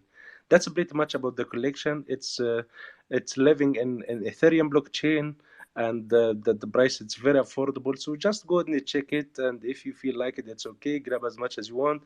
If not, that's no problem. You can share it with your friend. This I think 1 year and a half almost host the spaces. So yeah, just provide so much transparency and love and support to many people. So yes, and I'm not here for short term or one night stand as they call it in Web3. I'm here for forever. So I have been here 1 year and a half, and I'm going to be here not less than 20 years from now. So let's see. Let's build, let's freaking go, as they say. Thank you, my dear. Back to you. Much love. Thank you so much for that. Thank For the you. candor. Thank you, Freaky. Yeah, that was a lot of love, and thank you again, guys. Freaky, the Skull Gangs group is minting now. Go ahead, take a look at their project. They have some really cool, cute pirate artwork, as you can see. Go ahead, take a look. Obviously, do your own research and stuff. But sometimes, you look at the money, you're like, oh, this is such a cute artwork, right? Just a cute PFP. Just go and get it for that, and also for the fact that the builders are around. They have been around for months now, and you're in the space supporting each other. All right, so with that, I'm going to go to Bummy, and I can see you are an artist, a one-of-one artist. Would love to hear from you. What are you working on? What are you building? What's going on? Hey, Bummy. All right, going once, going twice, going thrice. All right, sorry, Bummy. If you figure out your microphone before we end up space, that would be great. Well, guys, I think we've gone through all the speakers who had requested. The one thing I wanted to do was before we wrap up, we'll wrap up in the next 10 to 15 minutes. Alberto, I know you spoke about your reaction to the topics we were discussing, but you have a beautiful history to share. I would love to just give you the mic for a few minutes so you can talk about what you've been through. Okay, well, actually, I don't know up to what moment you know my story, because it's been ever since I started using Twitter. Yeah, I mean, at first the story, it was only like 60% of the story that was known until I until let's say 2 months ago, where okay, something very important happened, and okay, that story that was only partially known actually turned into something amazing. But okay, for all of you who don't know anything about me, I am from Uruguay. I was the first hacker in my country who was sent to prison for a computer-related crime that happened in 2017. Actually, the Interpol arrested me. Um, they traced me, and actually they they were able to justify my arrest because I had previously reported two serious problems in a medical provider system. One of the problems was in 2014. By the way, it was the medical provider my ex-girlfriend was using. Okay, I could access to it with administration privilege using the username admin and the password admin, and with that I could access to more than 200,000 medical records. I reported that immediately to the CERT of my country, that is the governmental agency that takes care of those issues. They answered to me immediately, confirming that the problem I reported was correct. Okay, I forgot about that. Yeah, thank God, because it was a huge nightmare that I didn't want to carry with me. A year after that, my girlfriend again, she asked me if I could go there to set an appointment with a doctor. Okay, this time it was a little bit worse. I could actually browse access to the 200,000 medical records, but this time without any without needing authentication. I didn't need to use any kind of credentials to authenticate myself in the server. I could access to all the medical records just modifying a parameter in a URL of the system, and I could browse through all the records that were in the system. Okay, that I report this again to the start of my country the problem. 2017, I was arrested by the Interpol. I didn't understood anything. The police was really treating me in a way that was completely uh, you know, you only, I mean, you have to experience this in order to understand how it feels to be in a situation where you are handcuffed, surrounded by people that are, okay, are using badges, they have guns. Okay, it's very easy to be brave in that scenario. And well, they really are very good at manipulating anybody psychologically. Well, uh, they didn't do the things they should have done. All the procedure, it was a computer related crime. They accused me of having hacked that medical provider, which is kind of strange. I mean, who would actually report problems in a system to then use those problems to hack a system? That is not very smart, but I was accused of that. Well, the thing is that I had some experience in computer forensics that that again in many years of experience, and I could visualize all the flaws these guys were committing each step of investigation, each part of the execution of the search warrant in my apartment. I mean, for me, it was something that I couldn't believe it, and I thought, okay, this is happening to me. The judge is actually accepting evidence that nowhere in this world could actually be evidence that could be legally admissible because it was contaminated. There was no chain of custody. That I mean, everything was completely against any good practice, or I mean, it's just they were doing exactly what everything was should be dismissed, and there would be no case. The most important thing is the evidence. The rule number one of evidence is preserve the evidence. The evidence in this case was the server that was supposedly hacked, and that server should have been either uh, a copy of the state of the server at the moment it was hacked should have been cloned or made a copy of exactly the way the system was at that moment in order to be able to do the research that could lead to certain conclusions. And me, as anybody, could have the right to ask for a third independent party to review what the police actually did in order to confirm that, okay, they did certain things and the result that they reached is the same, or if the result that is reached after that third party reviews all the things that they did is different, well, there is a problem and we are human beings, and maybe the police could have committed a problem during that research, but okay, they didn't preserve that evidence. So for me, it was only fighting against big pages of logs, printed logs that had absolutely no legal value. The evidence should be preserved also in the same media, the same. If it is digital, the evidence should be digitally preserved. If it is printed, it should be digitally preserved in a paper way. Okay, nothing was done the way it should be done. So after visualizing all this, I decided that I had to do something in order to change this. In my country, the press destroyed me, where the media actually destroyed me with this case. And even though all of the most important journalists here knew about my case, nobody covered my story in order to hear my side of what happened. But I said, okay, Uruguay doesn't want to hear me. There are 7 billion people out there. Okay, I will go for it, and I will share my story with the 7 billion people. The thing that it's been like 5 years, exhausting, but it's been gratifying. I mean, I could reach a lot of people, and at the beginning of this year, I was contacted by somebody who is working in the law. In the University of Law here in Montevideo, and that person told me, Roberto, all your efforts through these years have actually been worth it. The Interpol is no longer in charge of computer-related crimes. The guy who was in charge of that has been actually removed from his position. Right now, there's a unit of cybersecurity that was created, and there is a prosecutor of cybercrime that actually is in charge of that unit that has been educated by professionals in the United Kingdom.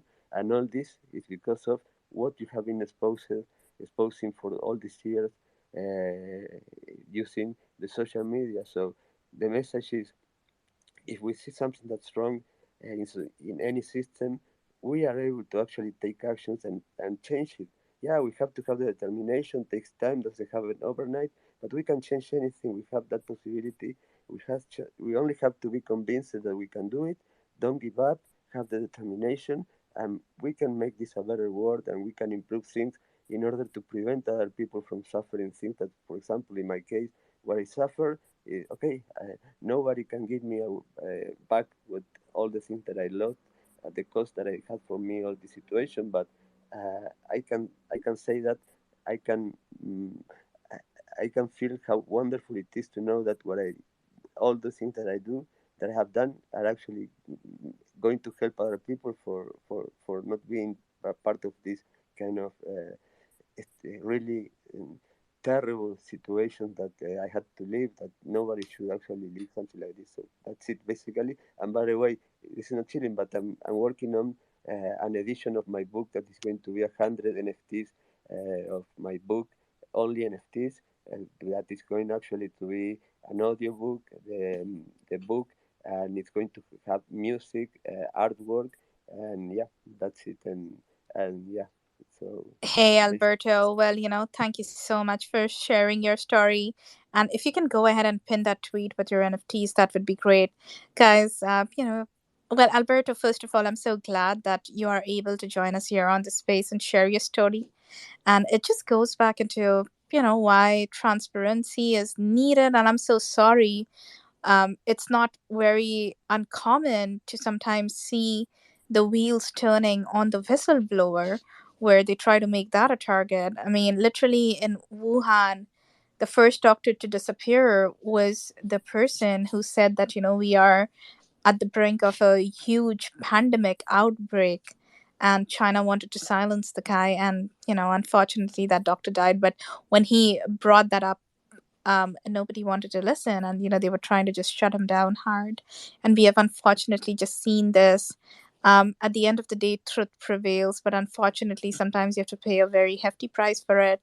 I'm so sorry that's happening to you, but I'm so glad we are all here and we have spaces we have a platform like Twitter Spaces where people can come. And as you said, there are 8 billion people now in the world. So there are people who want to hear your story. And thanks for sharing that. And again, thank you for all what you've been doing to try and just shed some light on these dark recesses. And I know Phil here, he would have agreed with a lot of things that you've said. Cyber crimes, hard to track. But yes, again, guys, for everybody out there, like folks from WikiLeaks, for example, right? People who have actually tried to bring light to things that somebody, a group of people or the government tried to hide, and unfortunately now they can't even unfortunately they can't even come back to their own homes and their home countries because they have been labeled as terrorists. It's just sad to see people being labeled as such, but with that being said, I think without such heroes, right, a hero isn't necessarily somebody who goes and fights a war on the border, right? Wars can be fought in so many different ways, and for those who are just bringing the information truthfully, a huge shout out to heroes like this. So again, all right, guys. So we are going to just move towards wrapping up. So folks on the platform, if folks on stage, if one of you can please drop down, that would be great because we just have one of this person waiting to speak, and I can't bring them up. So while one of you drops down, again, thank you everyone for joining us here. I want to wrap up and try to, yeah, okay, all right. I can just bring up Lucky August. So guys, we are at the end of the space. So I'm going to go to Pro and then Lucky August, but I didn't want to end the space while we still had a couple of speakers who wanted to wait. So Pro and Lucky, if you can just take 4 minutes each and bring us to closing, that would be great. So Pro, do you want to go next? All right, Pro. Hey, Pro. All right, okay, Pro. There you go. All right. You want to speak? Okay, buddy, while you're figuring that out, while you're figuring out your Twitter space mic, sorry, Twitter rugs, everyone, I'm just going to go to Lucky. Hey, Lucky, what's up?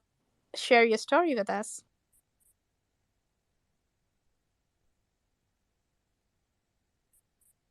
Okay, unfortunately, I think even Lucky got rugged. All right, Pro, are you still there? Last call. Hi. Hey, Pro. Hey, Pro, do you want to go and share your story? What brought you up here? What did you want to share with us? Hi, everyone. That's really good.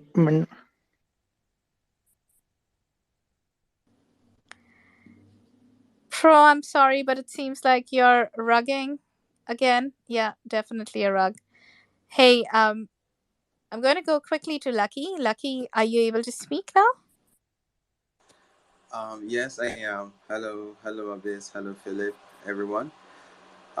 Good day. And yes, how are you guys doing? Doing great. How are you doing? I'm good. Just getting ready for bed, and then I saw your space, decided to join, and yeah, if it's okay, I'll quickly share. Yep, go ahead. Okay. Thank you so much. So for those who don't know me, my name is Loki August, and I'm a one-of-one AI artist from Nigeria. And yeah, I recently got on Foundation, and my piece I have on there I want to share with you guys.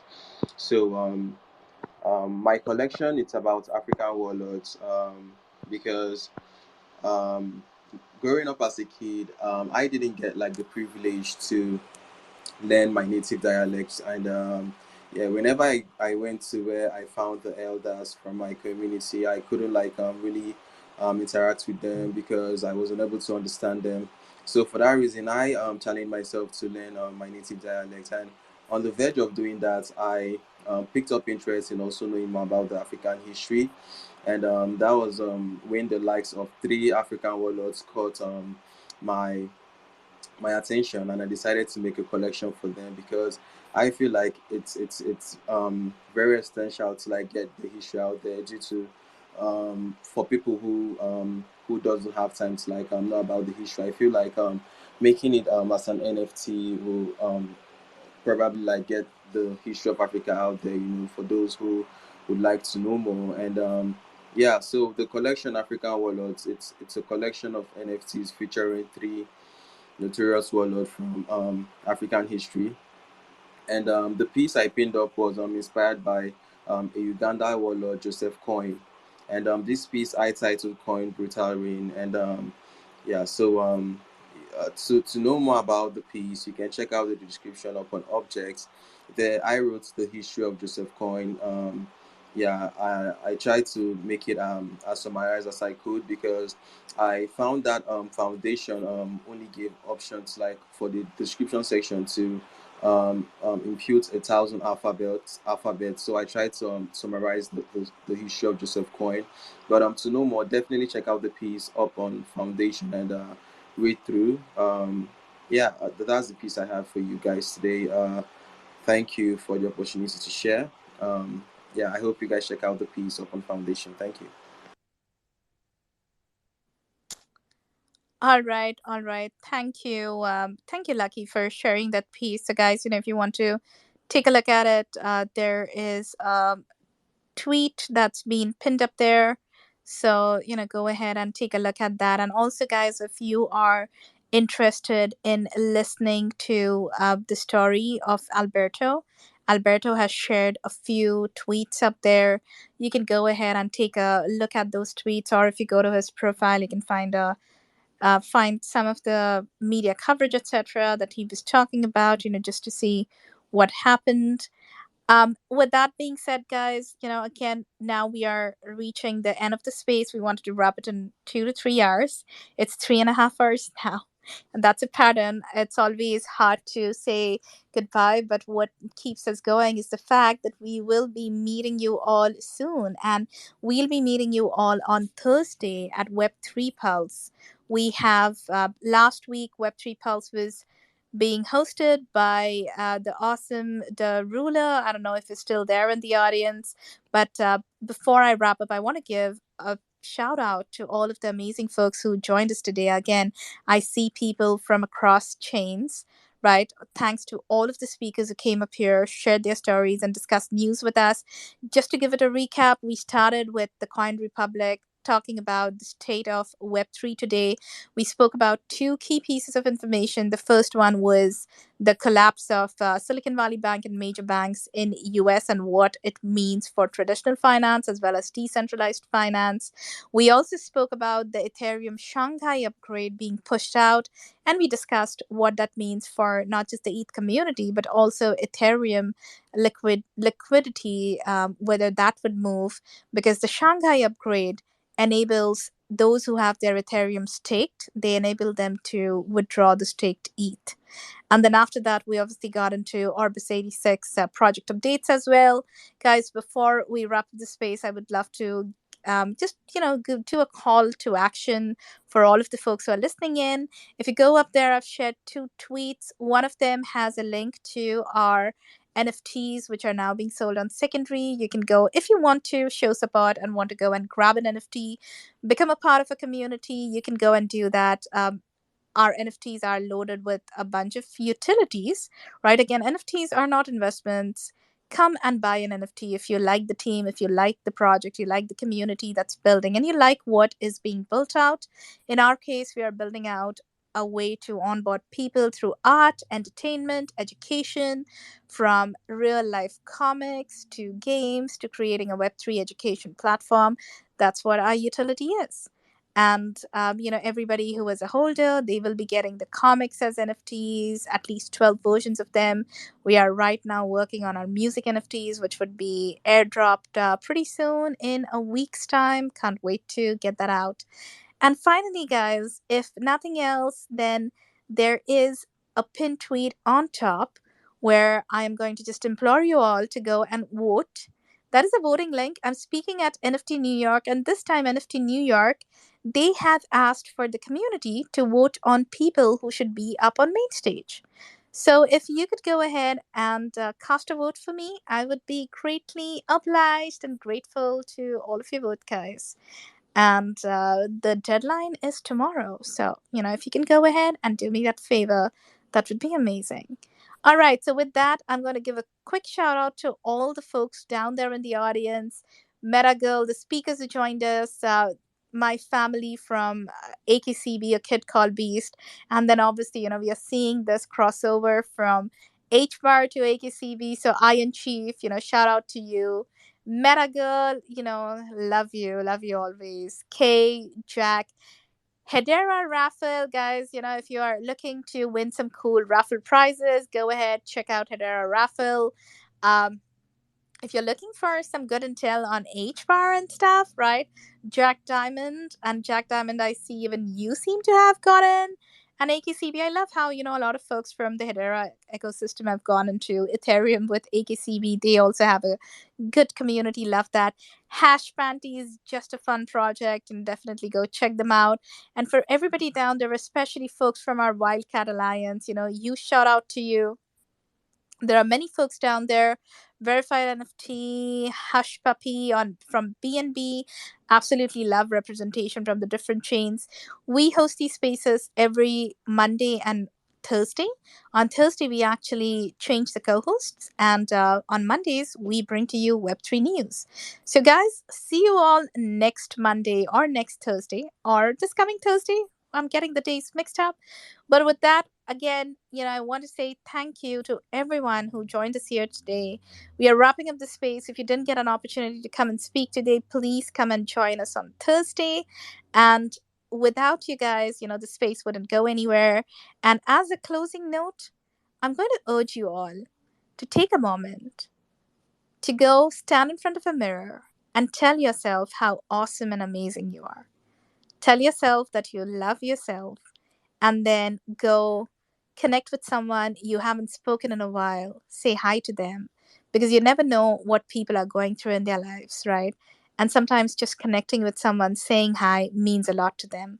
And more importantly, people around you, people that you love a lot but don't really say that enough to them, grab a hold of them, take a moment to tell them how much you love them, right? Because yes, sometimes we take all of this for granted, but so often, right, you just have to put it in words, right? That still makes people very happy, very jubilant. So spread some smiles. The first person you want to obviously make sure you love is yourself.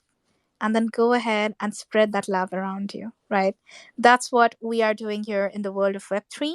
We are spreading the love, we are spreading the knowledge, we're spreading the joy, and we are trying to build an equitable place here for everyone. So, guys, again, thank you so much for joining us here. It was amazing to have all of you lovely people join us, and see you on Thursdays for our Web3 space. The Web3 Pulse on Thursdays, we bring together projects, we talk about them, and then there is a quick fire round where more projects go and talk about what they're working on. It's a cross-chain space, so we invite NFT communities from all different chains, whether you are building on Ethereum, XRP, Cardano, Bitcoin, if you're an ordinal, whether you're building on a completely new chain that just launched right now, like Aptos, or whether you're building on obviously, some great communities like Solana. Doesn't matter where you're building on. If you have a story to share with people, come join us on the Thursday space. And then next week again, we'll see you on our Web3 Pulse Monday space, where we will be bringing to you Web3 news from across the spectrum, and we'll try to keep it even tighter than we did this time. We did ramble a little bit, but thank you everyone for sticking around. And with that, you have a blessed day and a blessed week ahead. And again, go touch some grass, take a moment to tell yourself how awesome you are, and take a moment to show love and put some love out there in the world. Thank you, everyone, guys. You have a wonderful life.